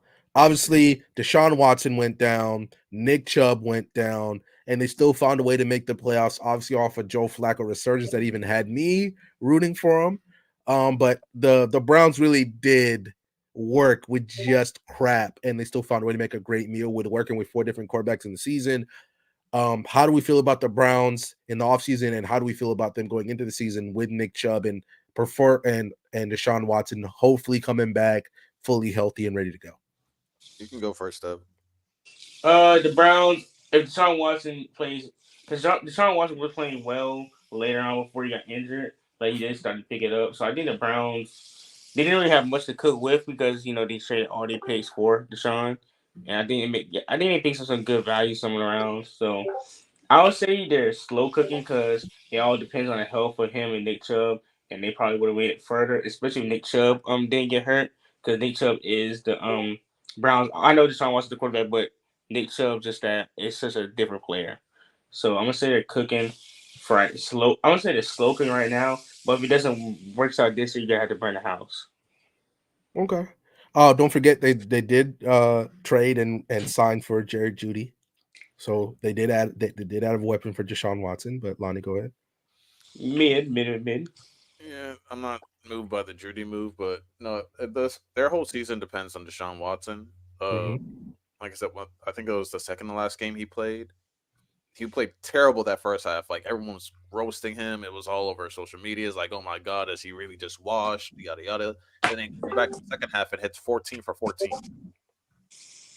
The game after that, he played well. So it's like, oh, this is like the old Deshaun Watson. He's finally getting in his groove. He's finally getting back into form. And then he has that freak injury that had like a 0.8% chance of happening or some shit like that. It was like some crazy percentage of like, yo, this almost never happens in football. So if he can bounce back and actually like play like how he did play those last 2 games, then we're looking at a top 10 quarterback. If he can actually play like that. There was a time where I argued he was like top 3 back in his prime. So if he can like get closer to that, he doesn't have to be that, but if he can get closer to that, they're gonna maybe making some noise. I wasn't go ahead, Lonnie. I wasn't like really that wowed by their draft. They got like a defensive tackle that they needed, like cool, like help up with the D line with Myles Garrett. They added like a guard from Michigan. Then they got another wide receiver, but it's like how much playing time he's actually going to get. And they still have Elijah Moore, Jerry Jeudy, Amari Cooper, and then David. Is it Njoku? Yeah. Njoku, who's a great tight end. I don't know why people don't talk about him enough. He's a great tight end. Also, his drip can be great. Not his drip. Also, the linebacker from their linebacker that's also from Africa. I forget what his name is. Wosu Koromoa? Yes. His drip be crazy. That's a king right there. You cannot tell me he's not a king. Like, yo, if I could steal his wardrobe, y'all would not hear y'all would not. I don't even have words. Like, I would just be my god complex would go like all the way up here. It would just be ridiculous if I could dress like that 24/7. But so obviously the Browns getting big players coming back. Nick Chubb, arguably the best running back in the league. Hopefully he comes back from his injury as healthy as he can. And don't rush him back. It's all right. Jerome Ford proved to be adequate last season to keep to handle the running back duties till Nick Chubb is fully healthy. And like Lonnie said, it all depends on how Deshaun Watson plays. And you got to start seeing some returns for that trade because right now it's looking like one of the worst trades in history. And ironically, the final pieces of that trade just happened with the Texans. So we'll see how that goes. But are the Browns cooking or are they burning the house down? I think they're low-key might be burning the house down. Low-key. I see some smoke. If I don't see anything this year, then they're going to have to tear it all down. All right, Dev, are they cooking to burn the house down? It's like in the. I agree with you. It's like in the middle because it's smoking, but like it's not like like it's like it's overcooked. What do they do if they like don't even make the playoffs this year? Like in a situation, like, do they just tear it all down? Do they trade? I mean, you can't. You have to wait. You have picks. You just have to wait that contract out because like if Deshaun wants to play, let's say Deshaun wants to play good, they don't make the playoffs. But let's say he has like 30 touchdowns. I think they're stuck, guys. They have to just have to go again. They need to retool, and the biggest way to retool is to trade your best draft. Do they trade Miles? No. I think through the draft first round picks for him. You never trade the same way the Cowboys they shouldn't trade Micah. You just never see an impact player like that traded. He always leaves in free agency. How many years is left on his contract? I think he's not extension. It don't matter. They're gonna resign him. It don't matter at all. Miles was drafted in 2017, so he signed an extension. So it don't matter. They're gonna resign him. He's just one of those guys. He just never leaves. 2026, so they have a few years. Yeah, Brown. He's a Brown for life. All right. So next up is the Bengals. We finally got to see some footage of Joe Burrow walking on the practice field. He's fully practicing again. But Tyler Boyd being gone, there's still whatever's going on with T. Higgins. Trey Henderson, the noise around him asking to be traded because he wants a new contract. But we all know the Bengals owner is notoriously cheap. Hell, there were people even wondering if he was going to pay Joe Burrow, and he's a top-tier quarterback in the league. So how do we feel about the Bengals? There's been a lot of noise around the draft around them about what they're doing. Obviously, they still have Jamar Chase, right? But how do we feel about the Bengals? Man, it's the same thing with the Bengals. Joe Burrow coming out that injury, like there's a report, I don't know if it's true or not. It said he lost some grip strength. If that's true, that's gonna be impactful. If you lose grip strength on the fault ball, that affects your ball security, maybe your release. It all depends on helping Joe Burrow because he like to bash Lamar, these other quarterbacks, and all this stuff. Joe Burrow hasn't been the healthiest guy either. Even in the Super Bowl run, he was a little banged up. Hurt his first year, hurt last year. He just had to stay healthy. Dev. He's only available half the time, and he's been in the NFL. Exactly. So I'm just keeping it real. His Bengals team has gotten worse. To be fair, yes, they still got Jamar Chase. And like him, I'm not gonna question the connection with him and Jamar. They're gonna ball out. But even with Joe Burrow healthy, I still think they're gonna like probably struggle some games, lose some games because even when he was healthy this year, they still was struggling. You know, they kind of like was going forward. They still wasn't like blowing teams out. It wasn't like the year before. You know, I mean, yeah, Joe Burrow those first 3 games, I'll give him some grace. He was injured. That was an outlier. I don't think Joe Burrow will ever be that bad again. Like that was just clearly the injury is hindering him. But that's the thing. How long? Like you can't. If you're that hurt, I'd rather you not play because you're hindering the team with your bad play due to your injury.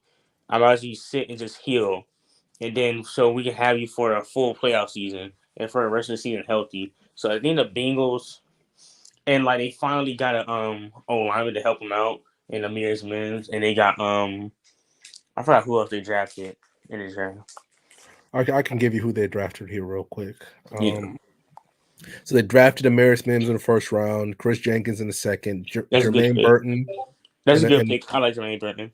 Yeah, I'm always partial from a tight end from Iowa. They drafted Eric All in the fourth round. I like him. I really like Burton as a receiver. I low-key wanted the Patriots to get him. Yes, he's a good receiver 3 for him to replace Tyler Boyd. I have seen some smoke around Josh Newton, the quarterback from TCU. They drafted in the 5th round. A lot of people saying he could be a steal, a big steal in the draft for them. Josh Newton, the cornerback, he's a good pick. That's a good pick for them because they needed someone to help that secondary. I think that was the Bengals secondary is kind of spotty in my opinion. Like a lot of people, I'm cautiously optimistic on the Bengals. Joe Burrow has to stay healthy. You got to figure out what's going on with your best defensive player, and I think you have to keep T. Higgins, especially now that and it's weird that they just let Tyler Boyd kind of go like that. I understand that you drafted Jermaine Burton, but I still think Tyler Boyd is a good enough receiver, especially if you do end up trading T. Higgins. Also, they closed on Fry-Watch for me too. I don't know. I think he showed. I know a lot of people always been kind of hesitant on him, but I think he showed. I think he showed something last season. They won while he was out, so he proved. Yeah, what is he supposed to do when his quarterback is hurt half the time? I'll give you that. He has been better. I think we're still competitive in games without Burrow. I think also Zach Moss was a big pick for them. With them losing, that is a good pick. What do you call it? Joe Milton. They signed Gesicki from the Patriots. A big factor for them this year is going to be Amarius Mims, because he's to me he was a boomer bust prospect because he has the size, he has the length and the weight and all that, but there's still some fundamentals about him. Didn't they also sign Trent Brown from the Patriots too? Yeah. Their line is stacked. Maybe they move Mims to guard. But if Mims doesn't pan out and he ends up being a bust and he can't adjust, then that's gonna be problematic. Like when you look at their line, maybe they move him to guard, but their line, at least if you're just going on what we've seen in name talent, they got good players. So maybe it's just something on Joe Burrow. But let's move on to the last team in the AFC North, the Baltimore Ravens. They've had some notable departures last season. And there's a universe where they eventually beat the Chiefs in the AFC Championship game. They're in the Super Bowl, and who knows what happens then. But how do we feel about the Ravens going forward? I said the Patriots, I meant the Chiefs. How do we feel about the Ravens and their draft? Run the ball. No. Look, the Ravens always draft really good. Getting Nate Wiggins at 30 is insane to me. He's one of the best. In my opinion, he's the second best cornerback. His athleticism, his fluidity. The only question it has is weight, but his coverage skill is insane. Then you get he put a draft on Randall. All right, let me. I got you. They had Nate Wiggins. They had Roger Singleton from Washington. They had Edison Isaac from Penn. That's a good pick. Yeah, I like the Isaac pick. That's a great upside pick. Right Them getting Devontae Walker from North Carolina. Yeah, Devontae Walker's a good pick too. No, I mean that's a boomer bust. That's a but the value you got him for. I think the value is insane. The value from him is insane because he could be a great receiver, or he could just. They did also, didn't they quietly resigned Rashad Bateman in the offseason right before the draft. He's a good receiver. He's got to stay healthy. He's good. He has to stay healthy. And Zay Flowers, I think, is going to have 1,000-yard K year. And I think with him Lamar and Derrick Henry, the run game should be insane. Lamar to play better in playoffs, but in a game against the Chiefs. But I don't think they'll make the mistake of throwing the ball on the second best defense in the league when you've been running the ball all year. So I don't think they'll make that mistake again. Because even though Lamar should have played better, it still didn't make you had to go to your run game. That's one thing about the questions about the Ravens I don't really understand. We see if they're certainly throwing this, that you have a dynamic run game. It's not like you're stationary. You can't. It's not like you have to do one thing. Start the game off running. You know what I mean? Try to get the lead. That's my biggest issue. The Ravens try to get the lead, then hold on to it. Continue your old school style. I still expect that defense to be really good. I think Kyle Hamilton will have an All-Pro year. Roquan Smith another All-Pro year. I think that secondary was getting old and banged up. They fixed that. Speaking of their secondary, their 4th-round pick, TJ Tampa, watch out for him. I love people are saying that he's going to steal the draft. Out of 400 snaps, he only allowed 1 touchdown last year. Yes, bro. Lonnie, their secondary is going to be insane in the future. And the defense, they retooled so quickly, guys. That the Ravens, they retooled so well. Obviously, looking at the receiving core, hopefully Nelson Aguilar kind of produces the same way. Mark Andrews got to come back from injury. Well, this is still a good team, and obviously, let's not forget they added Derrick Henry. They're one of the teams that I Their picked. other tight end is good too. Here's why the Ravens are always going to be. The Ravens will always be a contender. It's just about will Lamar get them over Hunt. Like Lamar always going to have them. Lamar's good, so great. He's always going to have them, win 10, 11 games. They're going to make the playoffs every year. I don't expect them. I don't think the only time the Ravens will not. The only time I think the Ravens don't miss the playoffs is when Lamar's hurt. Like that's it. I think the Ravens that when it comes to continue being good, we don't got a question about the Ravens being good. I think all our expectations is them going to be the Super Bowl, winning it. That's what our expectations for the Ravens are because we expect them to be good. That's like we already know to be good, but there for them is getting over that hump. That's it for the Ravens. They're at a different level than the Bengals, the Saints, the Steelers. You know what I mean? The Steelers made the playoffs. That's a good season. The Ravens made the playoffs as expected. So, okay. All right, let's keep it moving. Yeah. I forgot to ask this: are the Bengals cooking, or are they burning the house down? They're cooking. Cook. I'm going to be the guy who says I think they're low key burning the house down. We're looking at so many ifs with the Bengals because if Joe Burrow gets hurt again, well, that's they're T. Higgins, Trey Hendrickson. If Mims, I'm saying they might be low key burning the house down. So let's move on to the final division for the AFC, the AFC West. Let's start with the Denver Broncos. Obviously, one of the biggest moves was that they let Russell Wilson go, eating $85 million in dead cap, but they got Bo Nix as their guy of the future with the 12th pick. Hey man, let's see how it works out. So how do we feel about the? I'm looking at Sean. I'm looking a little shiesty at Sean Payton. I'm not saying he's on the hot seat, but I'm watching him. But how do we feel about the Broncos? They're rebuilding. They're absolutely rebuilding. I'm not a big Bo Nix person. Like I said, I think Bo Nix is okay. He's cool. He's like that. He's like a Kenny Pickett player. First round pick. He's a Kenny Pickett style player. He's like a better version of Kenny Pickett, or like he's that kind of player for me. He can't really. I don't think he's a team elevator. Like I said, he's a point guard, game manager type of player. The receiving core got worse. The defense should be good because you got PS2 and all that. But like you said, Sean Payton, he's been very shiesty. He's just been real shiesty. And we and Lonnie got into it. I understand that Russell Wilson did not endear himself there, but to ask your starting quarterback who's playing well enough at the point to waive his injury clause, or else you're going to bench him, that's completely unprofessional. When it comes to that, when it comes to that specific thing, asking a player to waive their no injury clause, I honestly feel that's like ridiculous, and that low-key Sean and the GM should have gotten suspended or fined for and I think they sold to end the season. Because I'm not saying the Broncos have made the playoffs, but I think the fact that they win the race and then you immediately bench your starting quarterback, maybe because you don't like him or whatever, when he's been playing well enough, and we've seen people around the league think that was completely unnecessary. Even we did when it happened. I just think that's a completely because you gave him that stuff, you traded for him, and like I understand like things may go bad, but Sean Payton has never embraced us. Like he never really gave him a chance. Yes, Russell's playing bad and this stuff, but it's like you kind of didn't embrace him. Like, and it kind of showed. Like you wanted your guy Bo Nix. Like you got your guy now, so now go out here and just be the coach that the Broncos thought you could be. Like Sean Payton's there to kind of like bring that Super Bowl to revitalize the Broncos. That's what the Broncos there for.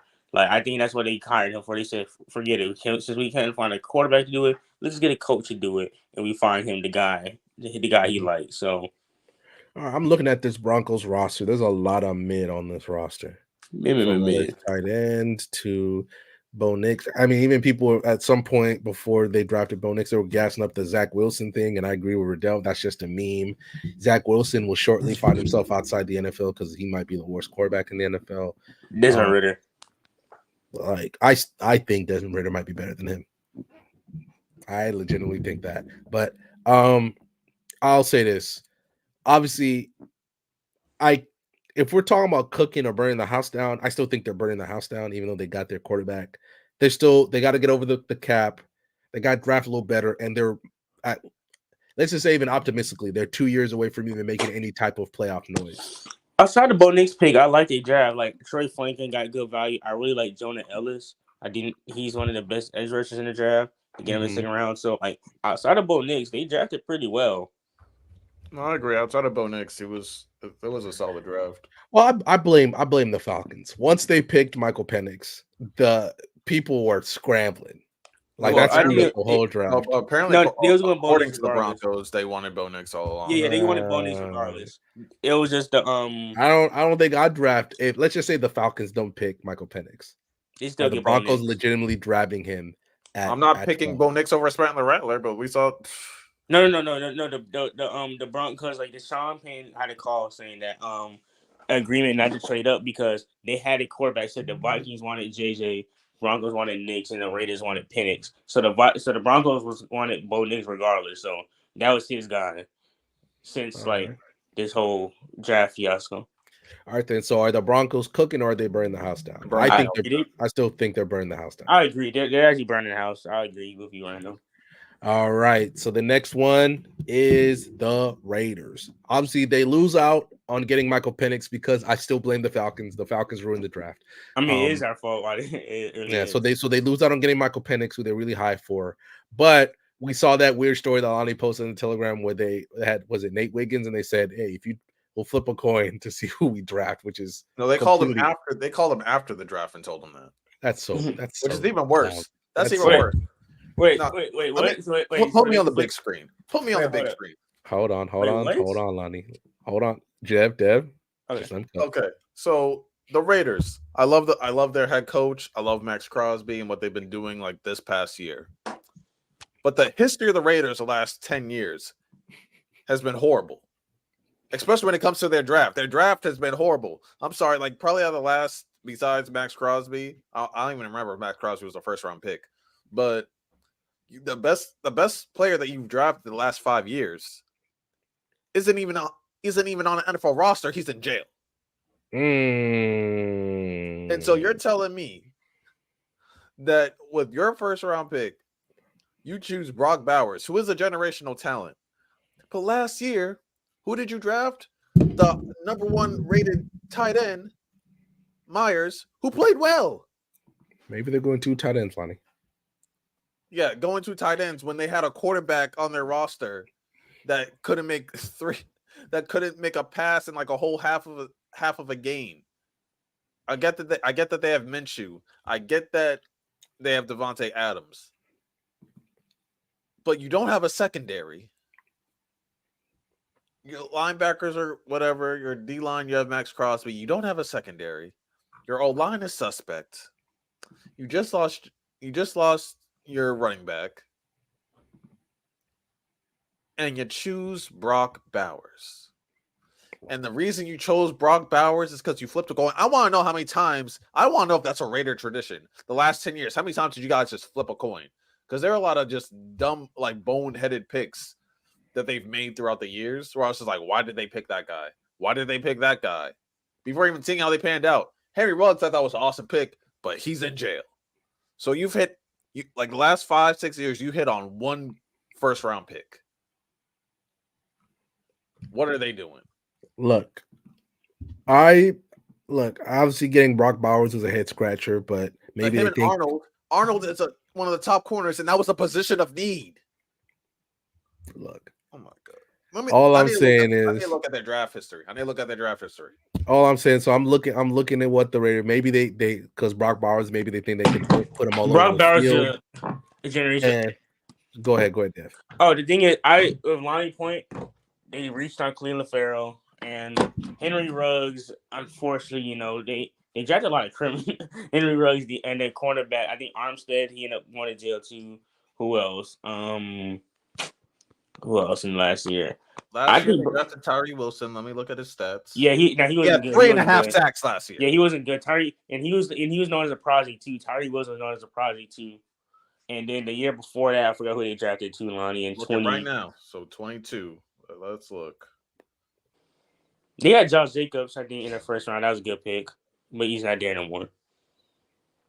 Where are the Raiders? Chargers. But I think the Brock Powers pick, he was the best player available, so I'm not mad at that pick at all because he's a dynamic playmaker to make it easier on the quarterback until they find one because he'll be a safety blanket for them. So I'm not mad at that pick at all. He kind of fits into that rugged system that Antonio Pierce wants. But it's still the worst team. First in 2022. Yeah, I still think they're the worst team in the division though. Mm-hmm. I think they're better than the Broncos. I just go based on quarterback play. That's why. So look, I like Jackson Powers. Leather. It's 2021. They got Alex Leatherwood, the offensive lineman. I don't think he's been playing well. He's been decent. He hasn't been bad. He's just been mid. And 2020, was that the Henry Ruggs year? Yeah. Okay. So they were good. Yeah. Remember when they beat the Chiefs? They beat the Chiefs in Arrowhead. They dropped 40 on them, and then 2 weeks later, bye week, Henry Ruggs killed somebody. Let's see. 19, they got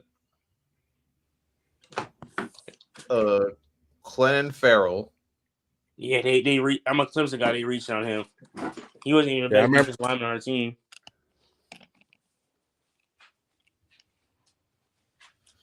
How did he do? Oh, he was bad. He was mid. How do you know? Is he even still on the team? I don't even know. and he should be saying that when he's the number 4 overall pick. Oh no, he's not on the same team. He's on San Fran right now. Yeah. So 2019 he had 4.5 sacks. The 2020 he had 2. 21 he had 1.5. 22 he had 2, and he had 3.5 on the 49ers. Yeah, he's not good. He's not good. Okay. And I don't need to even keep going on their draft. So, they haven't drafted. 2019 you had Ferrell, a bust. Ruggs was the next year. Was probably gonna be a superstar in my eyes. But ended up busting. Is in jail. Then next you have a mid offensive lineman. Then you don't have a draft pick because I think it was the Devontae Adams trade. Mm-hmm. And then you had another possible bust. Yeah. And the next year you flip a coin. The next year you flip a coin, Dev. Yeah, I ain't like that is kind of crazy flipping a coin on Bowers and Nate Wade. That is kind of crazy. When you need a corner. I need to see that roster. I need to see that article. I need to see that article. It's not an article. Arnold said it. Not Arnold. I mean that video. The video I meant. Yeah, he said, like I guess the press, like I get the press, whatever today after practice because it's like rookie camps right now. Mm-hmm. He said that the Raiders called him after the draft. Calling him after the draft is kind of insane too. I ain't gonna lie. That's like imagine like a bad chick. Like imagine like a beautiful chick calls you. No, not calls you. It's just like, hey, I was thinking of dating you and this other guy, and I flipped a coin, and it was the other guy, so I'm with the other guy. Woman. I mean, I ain't no like woman. I'm not no lemon pepper wings. I'm not no like item. Like get the fuck off my phone. Now, and you know what's crazy? You know what makes it worse? They still could have. There's still some good corners left in the second round. Like even if you didn't want Nate Wiggins, you still could have got some corner. You could have got Kool-Aid in the second round potentially, or TJ Tampa, or some other corner in the second round because it was a pretty good corner class.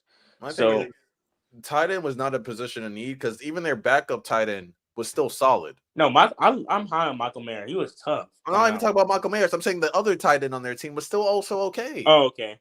Yeah, I think the Raiders right now, like I said, they're the worst team in the division, in my opinion, because quarterback. I think they'll be good. They'll be competitive because Antonio Pierce, but they need to find a quarterback, and the Falcons messed it up for them. Hopefully, they'll be bad enough to probably get Shador because he's the only one. Shador and Jalen Milroe and Carson Beck are the only ones that I think are going to be good next year. Well, Jalen Milroe all depends if he develops, but they need to find a quarterback within these next 2 years, whether they sign one, trade one, or draft one. Right now, they're only cooking with the coach hired. I'll be honest with you. But besides the coach, they're on fire. Yep. Sorry about that. All right, you're good. All right, the next team would be the Chargers. How you feel about them, Dev? I'll be really you. They're actually cooking because Brandon Staley was Bin Laden. So like you had to retool. So like when you have him and that O-line was atrocious, you got your quarterback. They're in good position because guess what? You don't have to find the most important position. in football. You got a top 5 talent, top 6, whatever, and Justin Herbert. Now with John Harbaugh, he sees the team, he sees the flaws. That O line needs to be revamped. That defense, they have a lot of issues, like that cap room with the defense. They have to get healthy. So I think they're cooking because you got Lamb McConkey, one of the best route runners. You gave him a receiver. Because a lot of people were a lot of Charter fans are mad. We could have got Dunze. But you need an O-line bad, so you get a generational O-lineman in Joe Alt. And Ladd is still a top 10 receiver in that draft class. So that's good. And they drafted pretty good. They drafted a linebacker. I like that pick. And I think you probably need to probably trade one of the defensive players and either Joey Bosa or one of them to get some more assets, get some more picks to end up help your cap room so you can expand in free agency. So I think that's another reason why they got rid of Keenan Allen, so they can have some more money to expand free agency because they have a lot of players that are getting paid a lot in Derwin James to I think Khalil Mack, obviously Herbert, and now their running back room looks a little better now. I forget who their running backs now. They got Gus Edwards and J.K. Dobbins. They just basically took the Ravens running backs. Well, I want to say and they drafted one, to be fair. Well, what's the running back they drafted? Kamani Vidal. He's cool. Their running back room is kind of bad. J.K. Dobbins, when healthy, is good, but I think the injury caught up to him. So I think they'll have a decent run game. I am disappointed they didn't get one of the better running backs. I'm disappointed they didn't get Trey Benson or Jonathan Brooks because I think that would have helped that offense out a lot more. So I would say they're cooking because this team had a lot of flaws outside the quarterback. I know we criticized Justin Herbert a lot, but him being hurt, when he got hurt, you can see how bad this team really is. This defense has a lot of talent, but hasn't been performing at all. This O-line was terrible. So you really had to revamp this team, like do a hard retool. So I'm going to say they're cooking right now because they're acknowledging the problems. I'm going to give them like a year because I'm going to give them, I think next year they should be contending, not for a Super Bowl, but like be competitive because it's going to take a while to like prepare because like I think they're addressing the offensive side first, then the defense. I think they're addressing the O line mainly so we can protect Justin Herbert and revamp the receiver core, and then they're gonna attack the defense to probably make some trades, make some moves to get that defense where it wants to be. Well, I'll say this. I think the Chargers are probably in better position than I thought. Are they a championship contender? No. I do believe they're going to miss Keenan Allen a lot more than they think. Going with Ladd McConkey potentially being your wide receiver one right off the bat is not endearing to me. It's not optimistic to me. But they did sign DJ Chark.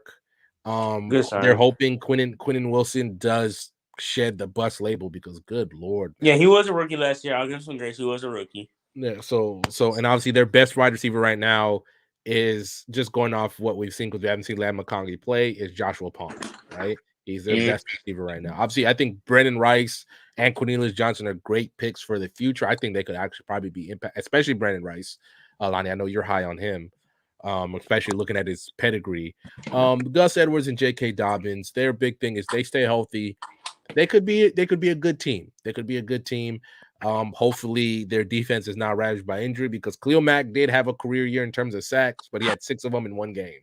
Mm-hmm. So, like, we got to see Joey Bosa. Can he stay healthy? Can Derwin James stay healthy? This is a good team that could potentially take a wild card playoff spot from someone, but I'm just not optimistic. They, like Dev says, maybe they're a year away. Maybe they're a really good trade for a player away from being a contender again. Do you trade Joey Bosa? At this rate, you might, but what are you going to get back from him?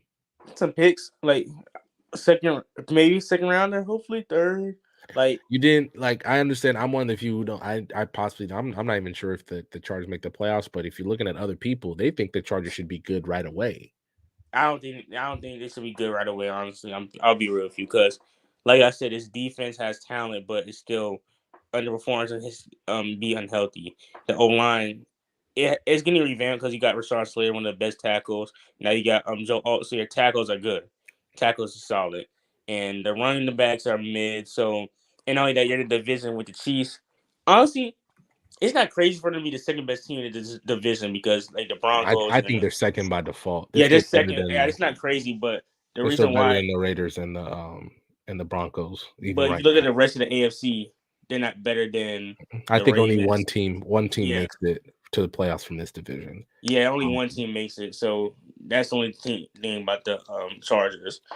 I'm still crashing out about the damn Raiders. I'm still crashing out because it's just so dumb to me. It's so dumb. It's so just asinine. You might as well just like have a Madden simulator for your draft. Well, the year before were they doing like eeny, meeny, miny, mo? Is that why they?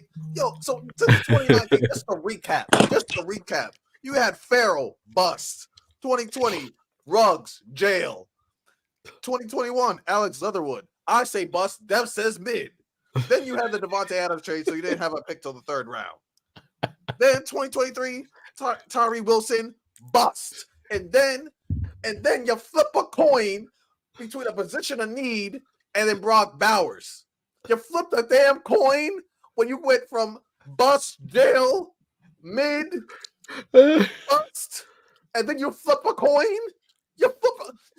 Random. Like I said while you lagged out. What I said is like, imagine a girl calling you saying like, "Hey, it was between you and this other guy, but I flipped the coin and I picked him." Get the fuck off my phone! Get off my phone! Oh my god! Oh my god! I hope when they play against each other, I hope he gets a pick six. I hope he gets a pick six and like flips them all off. That's the most dumb. Why do these people get paid millions of dollars to do something that Madden could do? The draft is an inexact science. I can flip a coin. The draft is an inexact science. Like $3 million a year. I can flip a coin for you. All right, then. All right, let's finish this up. Are the Chargers cooking or are they burning the house down? I hate dumb people. Cooking because I see a vision. They're slow cooking. They still got to get rid of some ingredients. Because it's slow. Because like I see the provision. They know it's not gonna fix it in 1 year. So that's why I see it cooking because they have a plan. They committed to a plan. So that's why I say cooking. Last but not least, our Super Bowl champions. I'm going for the three-peat, the Kansas City Chiefs. Obviously, the Chiefs won the Super Bowl, but their receiving core was still a problem. And Rashee Rice is speed running his way out the NFL. Like, I'm not trying to crash out because we already did that, but the fact that he got in that race in Texas that he walked away from, that hurt people. Then we found out he was punching people in the club and all this stuff. My man's really thought his position is sweet. Like, you're not that good that you can survive these things. And the fact that he's going to be suspended at least for half the season, that's what the word on the street is. Plus, he got felonies that he's going to get charged for. We might not see Rashee Rice for a while. Maybe he's just on borrowed time if the Chiefs even decide to keep him. So that's why they traded for Hollywood Brown. Obviously, Travis Kelce got paid again, but he's getting older. Obviously, Mahomes is going for the 3P, trying to do something nobody else has done. How do we feel about the Chiefs? Can they repeat again? Can they do the actual 3P and cement themselves as one of the best teams of all time? You know what's crazy? I love their backup tight end they got in the draft. That Sanders dude is tough. Like, really he's tough, but guess what? Their tight end room is stacked. He ain't never going to see the field. They have Kelce, they have Noah Gray, and they have Irv Smith Jr. Exactly. So when's he gonna play? He better slim down and become a receiver. They need more of those. And the thing is, I know they wanted Xavier Worthy. Mahomes wanted him ever since he ran at 4.21. He speculated. He was my receiver 8 because he does have a drop problem and the size. He's still really good. He's still a blazer. But I understand why I get him because Marquise Brown is insurance. Because here's the reason why they got Xavier Worthy. Because if Marquise Brown does ask for big money, they'll just get rid of him, and they have the speedy replacement right there in Xavier Worthy. So they did it as insurance. Marquise Brown has been in a position to ask for big money. Yeah, he's not. But if he has a good year, he's gonna ask for big money. He's been injury prone and he's underproduced, and he's been known as a complainer. So it's like, but you know how NFL players and receivers are. The deal is they think the Chiefs they're just using him as a one-year rental. You know how they be, and obviously Rashee Rice being gone is gonna hurt them. Yo, that receiver room. I'm looking at this receiver room. It is garbage. And this is what Lonnie, we warned Riddell and the Washington Chiefs reason. fans. Oh, come on, bro. We All right. warned them, Lonnie. Don't get just because Mahomes did it once does not mean do not run into the same problem the Patriots kept doing to Tom Brady. Just because he can keep doing it doesn't mean you should do it. Give him adequate weapons. Rashee Rice, let's just say everything works out. He's got at least half the season. Xavier Worthy is a rookie. Okay, so Marquise Brown is your wide receiver 1 right now. You got to bring Kadarius Toney back because of what's going on with Rashee Rice. Injury prone. I don't think they have injury prone and was a locker room problem that and they Marquise didn't even Brown have him dressed for this. And Hollywood Brown's also injury prone. Yeah, Sky Moore has not impressed. Okay, and I understand that Travis Kelce is great, but he should not be your number 1 option anymore. At this stage of his career, he shouldn't be. And don't keep doing this to him.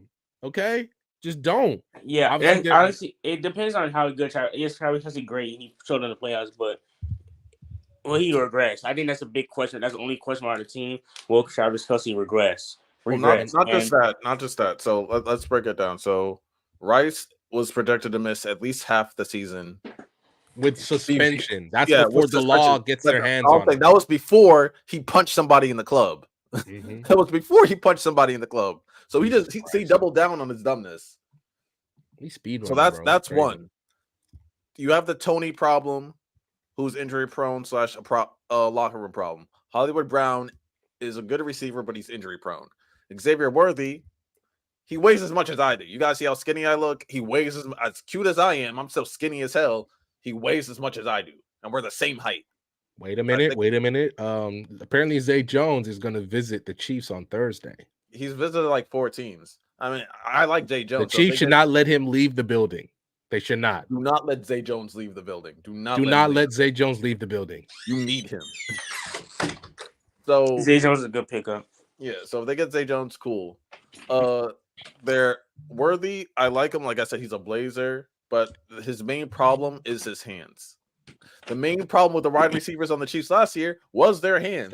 There were already videos of him at rookie practice missing catches with his hands. I just saw a video this morning of him running a route. He ran that route so crisp and so fast. Turned around, bounced off his hands. I'll give him this. Let's see, he runs a route. He runs a deep ball. Mahomes puts on a limb. That my issue is like I don't think he has an issue catching deep balls, but like you said, when he breaks those routes, when those big routes can be cut. You gotta drop those. Yeah, he could be cut. And also another reason why the Chiefs won is. I want you to look up that video while we're talking about this, just so you can see what I'm talking about. I'm looking for it right now. And also, like, the Chiefs not only won because of Mahomes' greatness. That defense was the second best defense in the league statistically, or top 3. Well, we'll see. They did lose. They lost they lost Snead, their corner. Like, and they also lost their second best pass rusher because he tore his Achilles or ACL against the Ravens in the playoffs. Yeah, so like that happened, and like Chris Jones still a monster. So we'll see. But luckily, my God, Lonnie, what was that, bro? I told you, but when I say his hands are a problem, no one wanted to believe me. This is his hands were a problem. That's a basic. I'm looking at him literally doing wide receiver drills where the coach is throwing him the ball and he's dropping it. Come on, bro. Like, you can't. This is my problem. Look, it's awesome. It's awesome that Mahomes could do this. Chiefs, let me put myself in the picture real quick. Chiefs, it's awesome that Mahomes can do it, but that doesn't mean you should. Okay? You had a chance to get Tyler Boyd. You didn't want that. You tried to get OBJ. He said no. Okay? Why are you not talking about T. Higgins? Zay Jones better not leave your building. You urgently need him. Please support your quarterback. Please. Eventually, Travis Kelce will not be here. QB abuse. Do not do this to your Hall of Fame quarterback. Okay? He's just entering his prime. Nobody's saying you got to pay somebody top receiver money, but give him somebody. Please. And I'm not even the Mahomes guy. I'm a Brady guy, and I'm telling you, don't do what the Patriots did to Brady. Don't have Mahomes at one point look like Brady did in 2019, Lonnie. How did he look? When he's legitimately caught on Sunday Night Football, begging his receivers to get open. That's what he's doing. Do not do that to Mahomes. You better get Zay Jones. You better not let him leave the building. I mean, he met with the Cowboys and I want to say 2 other teams, so he has options. You better pay. You better pay. You might as well cut Rashid. You don't know when he's gonna play. Now that the club stuff's going on, guess what? Now everybody else is looking for more stuff that he did, plus the felonies he has on his record. Don't do this. Do not go into the season with this receiving core. Look at this. Rashid Rice could be out the league. Justin Watson, super mid. Justin Ross, huh? Nico Remigio. Who is that? If Justin Ross never had that injury in college, that's tough. That's tough. He had the injury. No, he is a beast. He is a beast. But he had the injury. But then he also got in trouble. Yeah. Marquise Brown, injury prone. Kadarius Toney. Y'all don't want him there. Y'all just only have him there because Rashid Rice is there. Cornell Powell. Who? Phillip Brooks. Who? Xavier Worthy. Rookie. Dropping passes already. Sky Moore. Riddell wants to choke him to death. Montreal Washington. I don't know who that is. Jaron Hayek. Those are the receivers you have for Mahomes right now. Help him. Please. God. Travis Kelce, Noah Gray should not be the best options you have for your quarterback. They just shouldn't. Oh, and we love Travis. You forgot Pacheco is injury prone. Is he here? He gets nagging injuries all the time. Nagging injuries just because of how he runs. And we love it. And nobody ain't trying to, because guess what? Pacheco's out. Is anybody really moved by Clyde anymore? Well, I haven't been moved since his rookie year. To be fair, Prodigy's right. That Chiefs might be leaving. The Chiefs might be leaving, which is crazy to think. But I'm not going to call them a piss poor organization, Prodigy. They have won 3 of the last 4 Super Bowls. Yeah. So I'm not going to call them oh, my bad. They've been in 4 of the last 6 Super Bowls. I'm not going to call them a piss poor organization. Yeah, I'm not. They're far. You can't call a dynasty. They did also lose McKinnon as well. So are the Chiefs cooking? Absolutely. But y'all are asking your 5-star Michelin chef to cook with some dumpster stuff, and he's still making it work. We're saying cook, and we're talking about what they've done in the offseason. They lost their second best corner. Okay, then they're burning the house down. Yeah, if that's the criteria, what they've done in the offseason, they lost their second best corner. Their second best pass rusher tore their Achilles or ACL or whatever, so they're gonna be gone most of the season because he tore it in the AFC Championship game. So they're burning the house down. Mahomes is doing all he can. He's doing all he can to make sure the house. Now, don't get me wrong. Mahomes could be the greatest firefighter of all time. I'm not saying he could be the greatest firefighter of all time, but when it comes to the offseason, they ain't moving me in terms of what they're doing in the offseason. Jesus Christ. Me and Lonnie and Dev, as people who do not support the Chiefs, should not be telling you guys to not harm your quarterback like the way you are. Brett Veach, you're better than this. You really are. Are they? Yes, don't do this to Mahomes. We saw the team report cards. Yeah, they're really bad. We saw the team report cards. At least they're not charging players for food like the Cardinals are, but that's a whole nother discussion. But that was it.